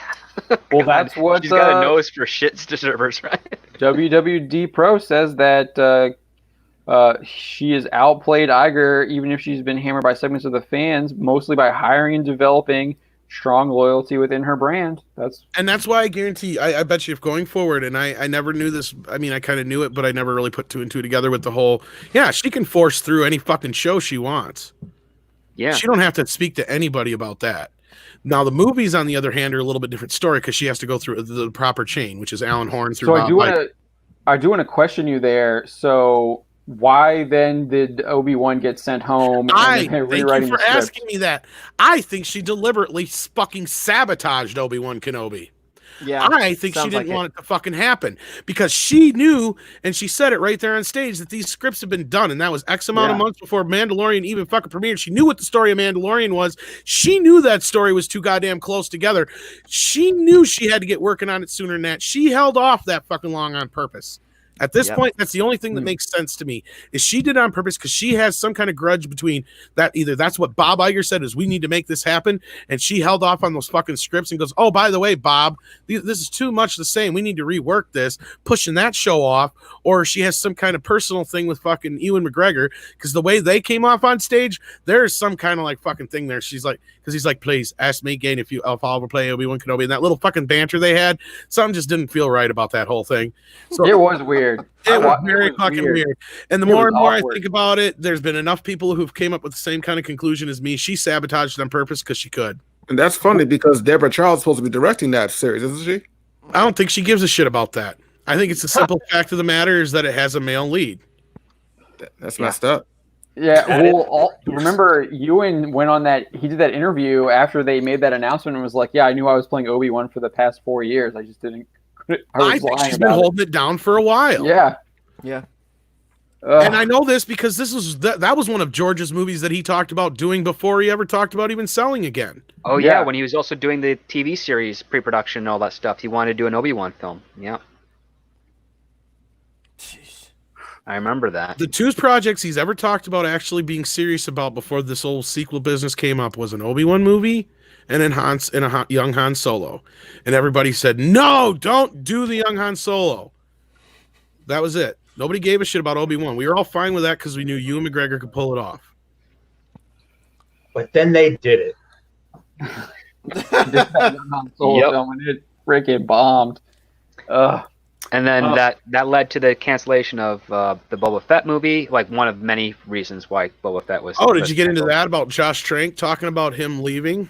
Oh, I haven't gotten I don't into that believe yet. he okay, quit. well, that's a good segue. That's also on the docket for tomorrow. I'm probably not going to get to all these things for tomorrow. Well, just we're talking about it now, right? For people out there who want to know, yeah. Yeah, so Trank did a interview with Polygon yesterday. No, well, I guess it came out yesterday, but May 5th, because we're past midnight now. And he talked about Fantastic Four. I haven't read this yet. I haven't gone through it, so. Fantastic. I read the basics, and paraphrasing, he said that if he was all set to go on the Boba Fett movie, and then Kathy lost faith in him after the whole Fantastic Four business, and he basically said if he wasn't going to quit, he was going to get fired. So, I mean, that part doesn't really matter so much as Kathy lost faith in him. That's just another pure situation of where Kathy, I think that speaks to the whole situation she's done with all these directors, really. Yeah, well, Josh Trank gave a lot of reasons for her to lose faith. Well, right. And I can say, yeah, absolutely. And sadly, I can say from what I know from certain people behind the scenes, as much as I love Lord and Miller, there may have been good reason to fire them, but the reason they waited 80 days is still beyond me, other than maybe some kind of insurance deal. Yeah, maybe. Dude, he said that the goal for his Fantastic Four film was to make people feel uncomfortable in a Fantastic Four film. I was uncomfortable watching it because it was so terrible. Yeah, me Well, too. This is about his first cut that he showed the Fox executive. Well, I'd still like to see his original cut. I'd like to Yeah. see what he originally planned on doing. I mean, I'm I'm not saying it's going to be good, but No, I mean he was doing a lot of blow while making that. Like he basically fell into the trap of overwhelmed success from Chronicle. Like he just let it all go to his head. Was acting completely against what he was doing on Chronicle. People got really upset with him, and justifiably so. And then his Twitter reaction was not that great, and a whole bunch of other slew of things were going on. My understanding is that he's kind of cleaned his act up now, but yeah, he's prone to certain behaviors. probably that are doesn't not, have a choice. He can't afford it no more. I mean, Yeah. that So- whole H reception of that movie spoke volumes. If Deadpool hadn't come in that same freaking presentation, It would have been dead. it would have been dead. But yeah, just because they had Apocalypse and then they had Van Forstig and an announcement of Gambit, and Don't that's all talk they about had. that, please. yeah, Phil's still hurting. So Yeah. this is here's what Polygon says. Trank said he and Kennedy agreed that the director should sit out his scheduled appearance at the 2015 Star Wars Celebration in April, but even then he couldn't pick the conversation back up. Fantastic Four, the Star Wars spin-off that wasn't all the other development deals, they were the end of something. Shortly after bowing out of the convention over a case of the worst flu of my life, as he tweeted, Trank told his managers he wouldn't do Star Wars and wouldn't look for more blockbuster work. Sure, Days late- that's what he told him. Days later, flu. the trades Other announced that words, the director known as was fired. withdrawal. More like that's what they told him. But I'm sorry, I didn't mean to interrupt you, John. Sorry. Yeah. Yeah. So, I mean, that's what they have there. I'm not really seeing anything else. Kind of like how I said, in about a year from now, somebody again will ask, inevitably Ryan Johnson, so what's going on with your Star Wars films? I just decided I just wanted to do more me films like Knives Out and Knives Out 2, and I don't want to do these big blockbuster movies anymore. That's what he'll say, and then it'll be the end of it. Oh my! Listen to this. There you go. So I just control F Kennedy. So this is towards the bottom half of the article, and it says that June the Hollywood Reporter's Kim Masters, who originally reported on Fantastic Four the year prior, took the opportunity to ask Kathleen Kennedy and Steven Spielberg about Trank. So when you look at young directors, how do you know you're not hiring another Josh Trank? Masters asked, and then Kennedy apparently Spielberg responded, "Who is that?" Oh, shit. And then in a text at the time, Trank shrugged off the viral shade. "At least I know he watched Chronicle," he wrote. Did Kathy say anything? They don't have anything about if She Kennedy kept her mouth shut, responded. huh? But wow. Oh, I So, bet you the conversation crap. after where that went. Oh, that was the director of this, that, and the other, or whatever. What was the name of it? Chronicle. Chronicle. And he's like, "Oh yeah, I've seen it. It's all right," or something like that. And then, yeah, that was all the conversation went. Kathy just kept her mouth shut, and they moved on to the next thing. Yeah, probably. Yeah, it definitely sounds like there was some bad blood there. What is this guy doing now? I don't even know. Trank, just little shit. If there was he's still doing some Chuck TV. Wagon commercials, that he would be doing them. I will say that this article seems like it's trying to put him back in the spotlight. So He might have some little project coming out. I don't know. Do you know anything, Script? it's written like a Vanity Fair article. Way too much writing. I know crap. he's co-written Capone. Yeah, that's what they're talking about here. Capone. Philip Seymour Hoffman? No, that was Capote. That's Tom He's Hardy. dead, man. I was gonna say you're way back there, brother. on that one. I'll take that. guy? That's all right. We all have those momentary lapses. It's like 1 minute I think it's 1998, and it's like, oh shit, it's 2020. Oh God, yeah, I've done that too often. No, that's that new Al But, Capone one. Yeah. So yeah, that's probably why they're he's doing doing it. Capone. That might be good. It depends. That'll be He his probably test of metal. apologized to all the right people finally, and if The he's article really off the titled drugs, Post-disaster artist. is what? The post-disaster artist. Oh, I remember The that. headline. You read this, Don? You read this whole article? Oh no, I'm thinking. Never mind. I'm thinking about a film called The Disaster Artist. Oh, because this is like a Yeah. Vanity Fair piece where it's like a bunch of fluff surrounded with like actual pieces of information. Yeah, it sounds like Josh one of those Trank's puff doing pieces. adaptation type work now. Like, if you do a biography type film, and as a new director, you're kind of just trying to remake your name for something because My guess biopics is are huge sales in Hollywood. Unless you're like an established director like Scorsese or something, if you want to do a biofilm, that's like a passion project at that point. my Like guess when you're is starting out. Yeah. Sorry, Bill. I didn't mean to interrupt. No, you. yeah, like when you're starting out and you want to get kind of, you go two routes, the biopic or the horror. Like that'll help you get like a good footing in something. So, I think he's just got a new agent. yeah, he's got new representation, and they're just telling him like, listen, you're starting from the bottom all over again. This is the Yeah, safe way this you is can do what it. this Yeah. is. This is what it feels like to me. Is that what you would call it in the business, a rebuild? Yeah, you're pretty much, you're just back at the bottom. Like you get some smaller company to take a shot at you. They put some low level fucking guy on you, and it's like, look, this is what you're gonna have to do to rebuild yourself, kind of thing. Yeah. Yeah, you hire a publicist who's helps you out and works that way. Like Josh Trank does not. He's got a lot of friends that he's distancing himself from because they're part of that Hollywood Harvey type of mentality. So, But he's still a bankable enough person to where, like, yeah. Fantastic Four was a train wreck, but it wasn't like.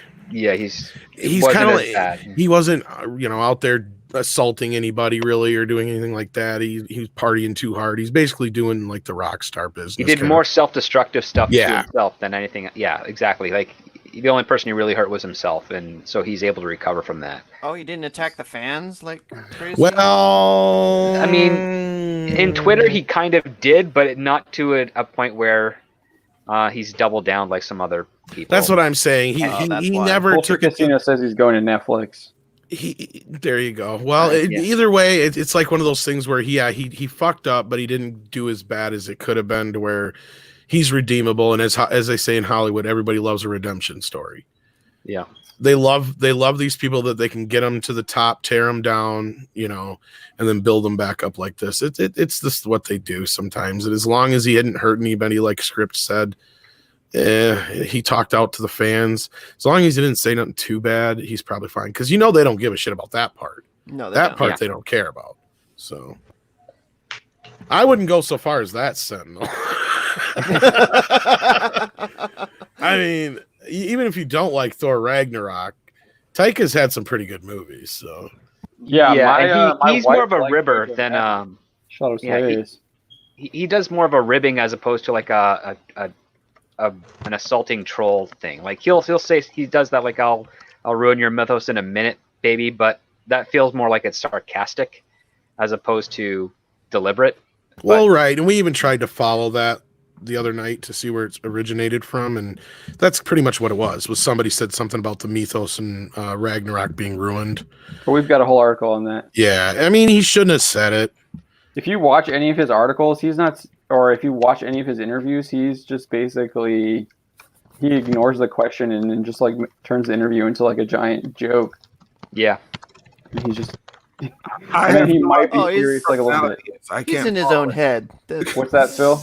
I can't follow his personality. I can't tell you what kind of person he is. He's just always joking all the time. I'm not sure what's actually serious and what's not. Well, that's a good point, because we were bringing it up the other night. Like the question was, somebody presented, I can't remember if it was in the chat or on the stream, but they said, what would you rather have, a Taika Waititi or a James Gunn Star Wars movie? And I said, of course, James Gunn. Everybody said that. And I said the main reason was, I know where he stands as a fan, pretty much. I can see just from his comments, what I see in Guardians of the Galaxy.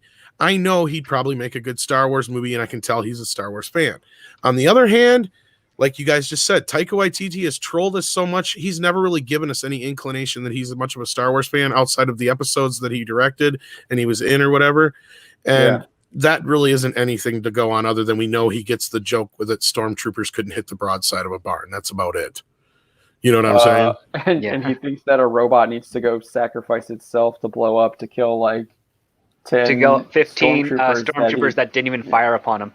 Yeah. Yeah, there's that bit too, but that isn't him. That isn't him. He didn't write that, did he? No, he did not write that. That's what I'm saying. So like that was the whole thing too. Like everybody was giving shit to Bryce Dallas Howard. It's like she didn't write the episode. No. I'd like to say like Taika Waititi is the Johnny Depp Wonka factory, and then Gunn is the one with Gene Wilder. I don't know if I'd go to that extreme, but I get what you're doing. I get what you're I doing. get the parallel there, yeah. I get the parallel, but I don't know if I'd go to that extreme. I mean, just YTT, you just can't tell where he's at, and I think that goes right back to what you guys were just saying there. Is like, I mean, I would really like something out of him that's serious, so I can tell, okay, yeah, this guy's a fucking Star Wars fan. I know if I caught James Gunn at a fucking party or something like that, and I asked him, what's your favorite Star Wars movie? He wouldn't give me the headline answer. Yeah. He'd be like, he'd be like, Empire, of course. What the fuck kind of question is that? He would say, and then you go, like, well, who's your favorite character?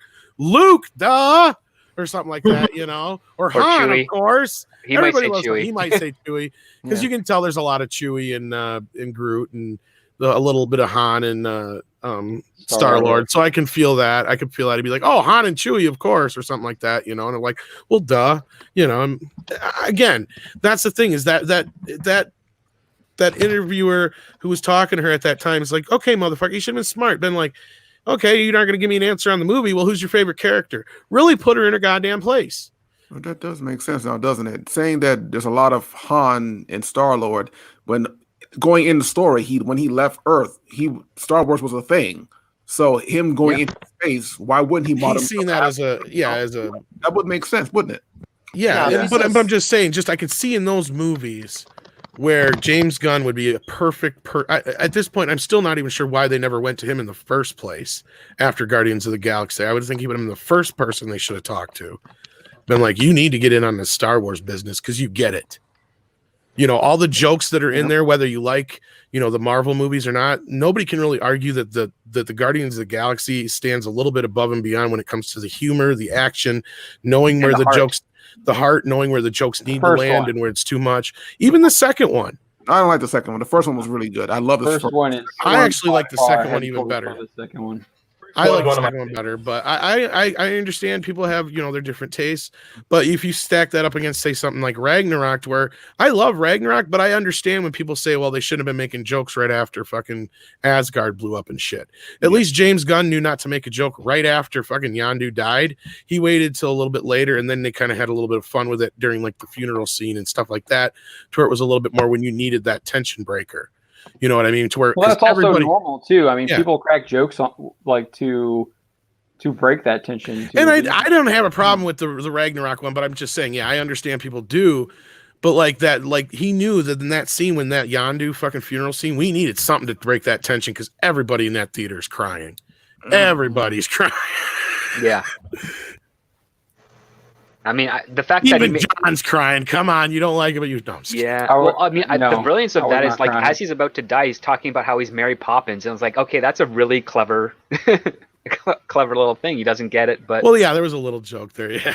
But like, it's right before he passes away. But the structure of that joke and even what he's doing is kind of like saying, hey, the feelings that a lot of the audience would have, especially because most people have seen Mary Poppins, are now being transposed onto this character in addition to everything else that we've built up so far. So now he's just like doubling down on the emotional baggage that's going to happen when he finally, dies as a character. Well, not only that, anybody can relate to it. Brilliant, yeah. Yeah, and that's the thing, like they keep bitching about from the SJW side is, we can't relate to these characters, we can't relate to these characters. Here's a character where if you're a guy, girl, doesn't matter what, skin color you have or anything like that, you can relate to it because either you have a father or you don't have a father, or you definitely have had at least somebody probably in your life that has been that father figure that you looked up to.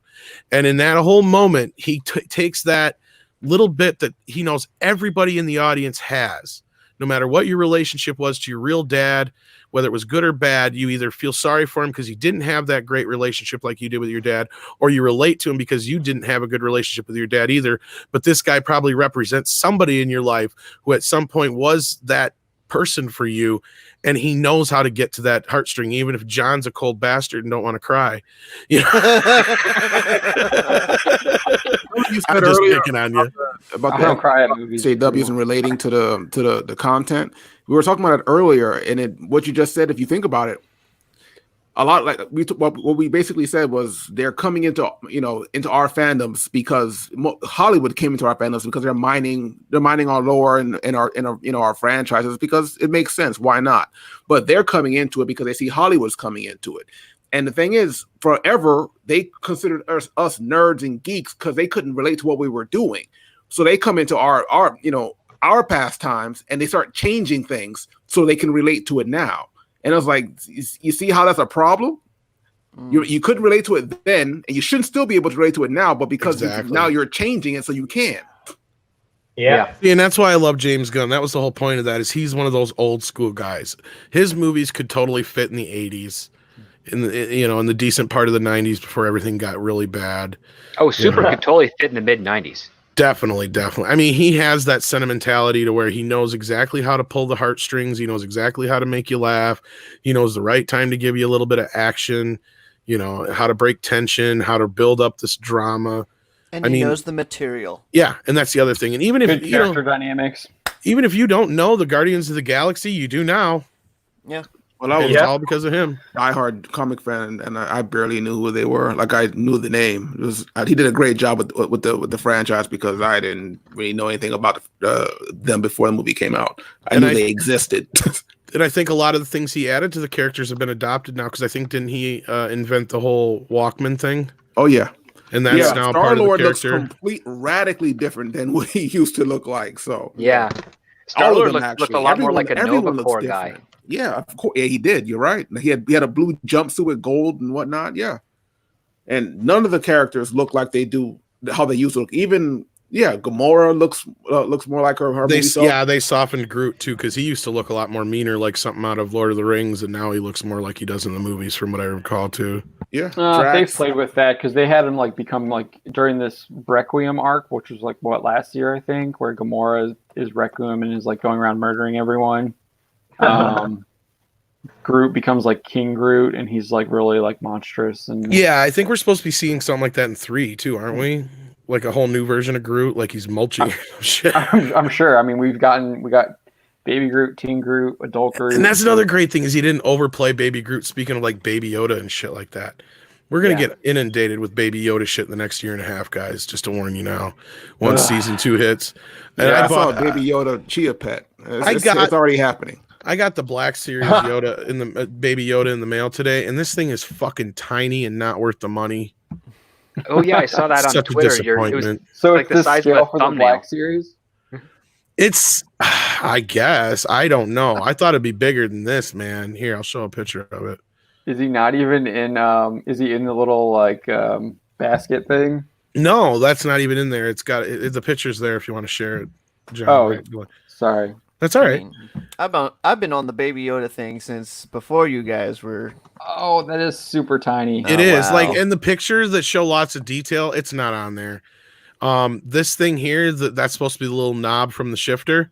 That thing is literally smaller than a BB you put in your gun, like a BB. You're gonna lose that really. And they got this. Yeah, they got this set for $4+. It should be higher than that. Is that a coffee mug? That's the little. That's supposed to be his little bowl of soup. Yeah, okay. He comes with a froggy, little bowl of soup in the little. Not even the pod. The frog. No, you can't do anything. He just sits there. This thing is so tiny. It only has the 2 points of articulation. How much did it cost?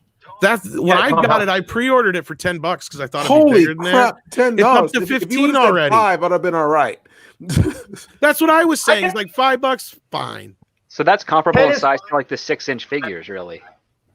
Yeah. Or the 5 3/4 or whatever. Probably closer to it because the package itself is roughly the size of a pack of cards, only shorter and stouter. A whole transformer for the $10. It looks like an Apple earbud box. About that size, roughly about that size. Yes. It said it's supposed to be an inch and and a centimeter or whatever. This thing is an inch. I'd be surprised. My upper retainer that I lost this morning is probably taller than this thing. You could balance it on one of your fingers for real. Look, the thing is tiny. Well, that's what I'm saying. You can see my thumb and finger there for kind of like a reference. $10 for that. Ugh. Don's got his rip-off Yoda. $8.99. You got a much better deal, my friend. Yep. Oh, did you just toss him? Yeah.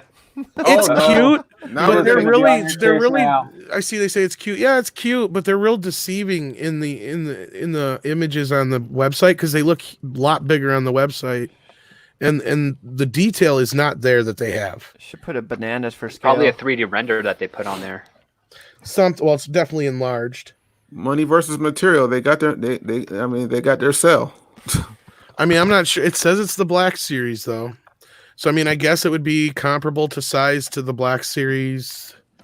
It was probably supposed to come with the fucking original Mandalorian. I'll be honest with you. If that was an addition, an add-on to the actual figure. That's what it looks like to me. The size and all that kind of shit, definitely.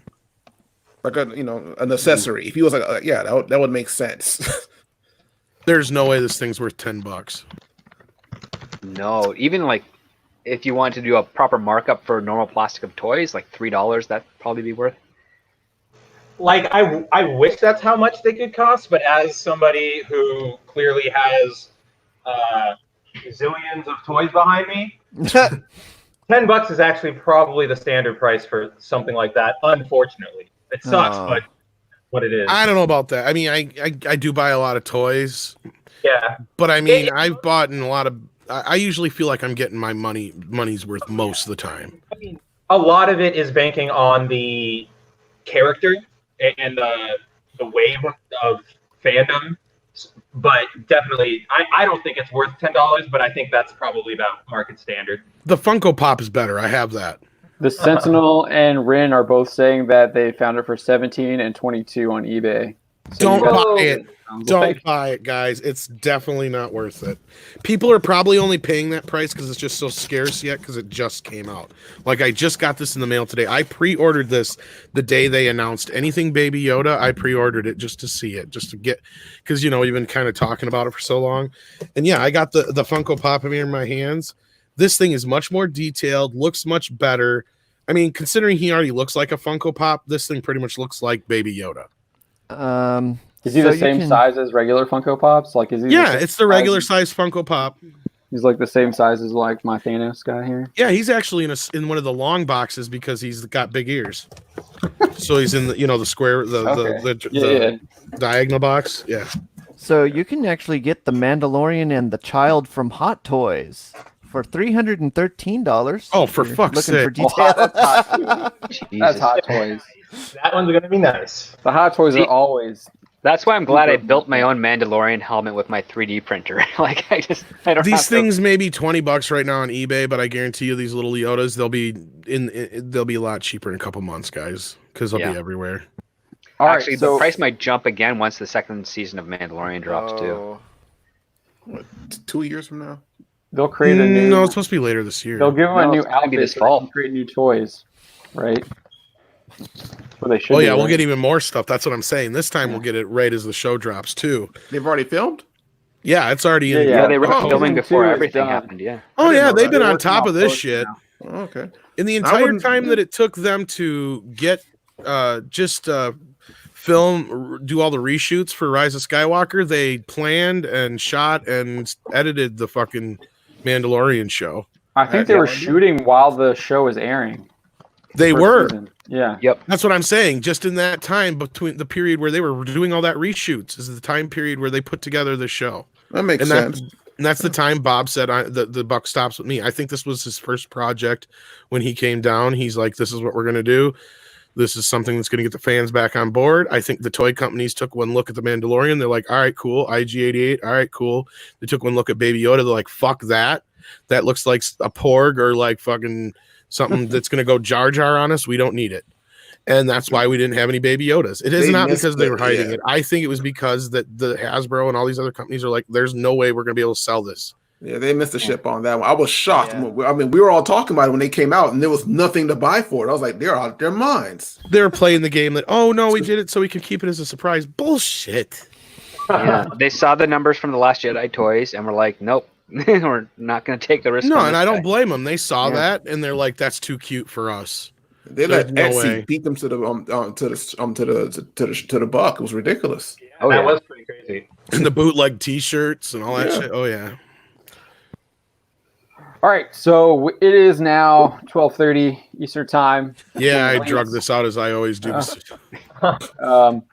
Culture Casino last comment says that he has heard some not good stuff about Mando season 2.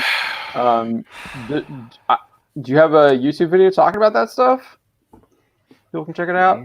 Because I heard about Robert Rodriguez directing an episode. That piqued my interest. Yeah, I heard Because that too. I like his work. One of my teachers went to film school with him, and I got to meet the guy before he did Planet Terror, which was a lot of fun. Cool down to earth guy. Troublemaker Studios is like old school, but also new wave. It's really interesting. He did Alita. Yeah. He got that from James Cameron, because that was going to be a Cameron flick originally, and Rodriguez took over and did a pretty good job with it. Yeah. All right, so we're going to end it there. We're going to go around the horn. We'll start with Don. All right. Well, you can check me out on Twitter. I am the Anti-Troll. I've also got some videos coming out on So your Sunlight? at some point. And I've got the rumors and speculation going up on Friday on my YouTube channel. You can check it out there. Dollified, just that one little thing in the middle. He's tricking is you. actually It's an L. dollified. There's Yeah. no I. He's tricking Yeah. you. He's saying dollified, but it's really DOLL. Yeah.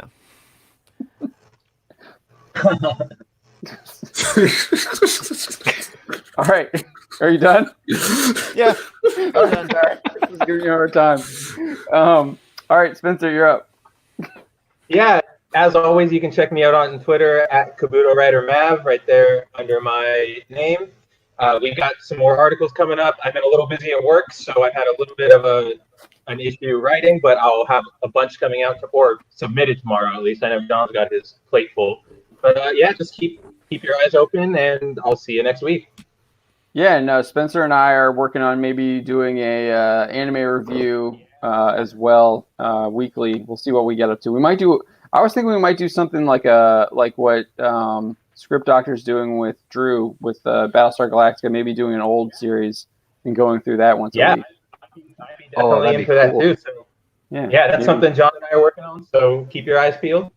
Yeah, we're looking forward to that. All right, Phil. You go find me on Twitter, and I put out about anywhere between 2 to 3 articles a week. I was planning on doing 3. Boss decided to dump a bunch of stuff on me at the same time this afternoon. So I'll have part 2 of the Children of the X-Men out tomorrow. You can always hit me up on looking at tomorrow. Tomorrow, I think it's Nightcrawler, Colossus, Bishop, and Storm. That's a good lineup. Yeah. They all have like one each, and they're not too busy. Not like Cyclops. He's a little bit of a whore. Yeah. But around. Just a bit. You can always hit me up on Twitter. I have obviously random pop culture stuff in my head. I'm not sure why it's still there. So that's all I got for right now. All right. Yeah, we're looking forward to that. All right, Script Doctor. You can find me tomorrow on Drew's channel, the Pegasus Actual Podcast at Supreme Heretic. Going to talk about Battlestar Galactica, the 2004 show. So you can find me there. I also have my own channel, youtube.com/scriptdoctor, where I'll be getting back into making some more content now that my writing assignment stuff has been completed. And I don't have to rush out a pilot script for Friday. I just had to send a treatment because they changed their mind. So that made things easier.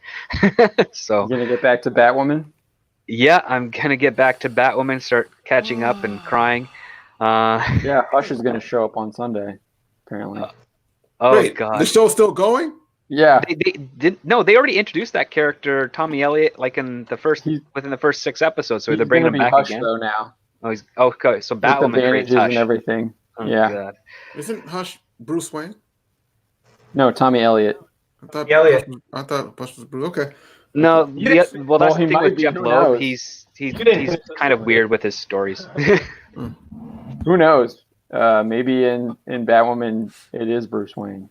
I don't know. Oh my I've heard some weird gosh. things about the show already. I'm like, oh great, they're just digging a deeper grave. Good for them.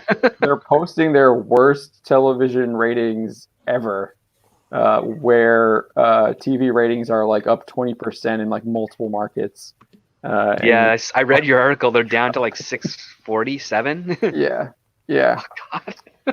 Yeah. JB was being nice when he said that it's possible that many of the people who watch Batwoman watch it after it airs, but I don't know. When you're seeing your show go from 1.8 million premiere to 600,000, I still think you're bleeding viewers. Let me tell you something real quick. When that show first ended, you guys remember I was kind of defending it because the first couple episodes weren't that bad, and then I just lost interest. That's a bad sign. I didn't dislike it. I didn't like it. I just like whatever, and I just stopped watching it. Yep. No, they weren't that bad. They were just really bad. Oh God. All right, yeah. Tom. You can find me at Midnight's Edge After Dark, but of course, check out all these fine folks here and all the wonderful bits of work they do, especially John over at Bounding into Comics, where we frequently get a lot of information from. Yeah. I appreciate Also, that. at Bob Iger, my YouTube Mandalorian series, if he needs creative input. Yeah, so we do this podcast every Wednesdays at 9 p.m. Eastern. Yes, I say 9 p.m. Eastern, but we really start at 9:10. That gives us a little leeway. So we are on nerdrotic time, as they like to say. We're planning on doing more kind of on the spot stuff like we did yesterday with Jorge, where we were just kind of talking about this person who was trying to cancel us and discussing that. Probably do those half-hour little mini podcasts at max, at most. So we're going to try and do a little bit more of those because those are a lot of fun. And then, like I said, with Spencer, we're going to try and get an anime review, and we'll figure out what we want to review, and maybe we'll bring on some other folks too if they want to join us as well. So that could be a lot of fun, and we can do like a kind of watch party kind of thing where we watch it every week and then review it. So we love that. And to close out the show, we just got a super chat from our good friend. We're getting multiple super chats here, but we just got a super chat from our good friend Orville Nation. The entire Orville Nation loves Bounding. Thank you very much, Orville Nation. We love you as well. Orville Nation has been putting together some great interviews. I saw that they were doing a Star Trek interview earlier tonight. Definitely want to check their channel out for sure. They got a lot of good stuff there. And then we just got a unicorn sticker for $1.59 from Culture Casino. We appreciate the unicorn love. I can't wait to see Valkyrie flying on a unicorn Pegasus with a rainbow tail and a rainbow mane and a, what is that? Is that a purple nose? Nose? Yeah. Can't wait for it. Valkyrie having a Pegasus made no sense. Sorry. Yeah. What was that? The fact that she had that stupid horse didn't make any sense. It doesn't make any sense. It's just an Endgame? It had no sense. It had no reason to be there. It's just okay. Sorry. She went and found it. You know, she just had to get her space horse to compete with Star Wars. Or Hulk wished it into existence as well as everything else. Well, she didn't die. She was still alive, I thought. So she was just like, yeah, she was. But like Hulk was probably thinking, I'll bring everyone back, and you know what I want? Unicorns. Or Pegasus unicorns. Yeah. Most effective That's got to be real in too. battle. So thank you all very much for joining us, and we look forward to seeing you next Wednesday at 9 p.m. Eastern. Have a good night, guys. Night, guys. Good night.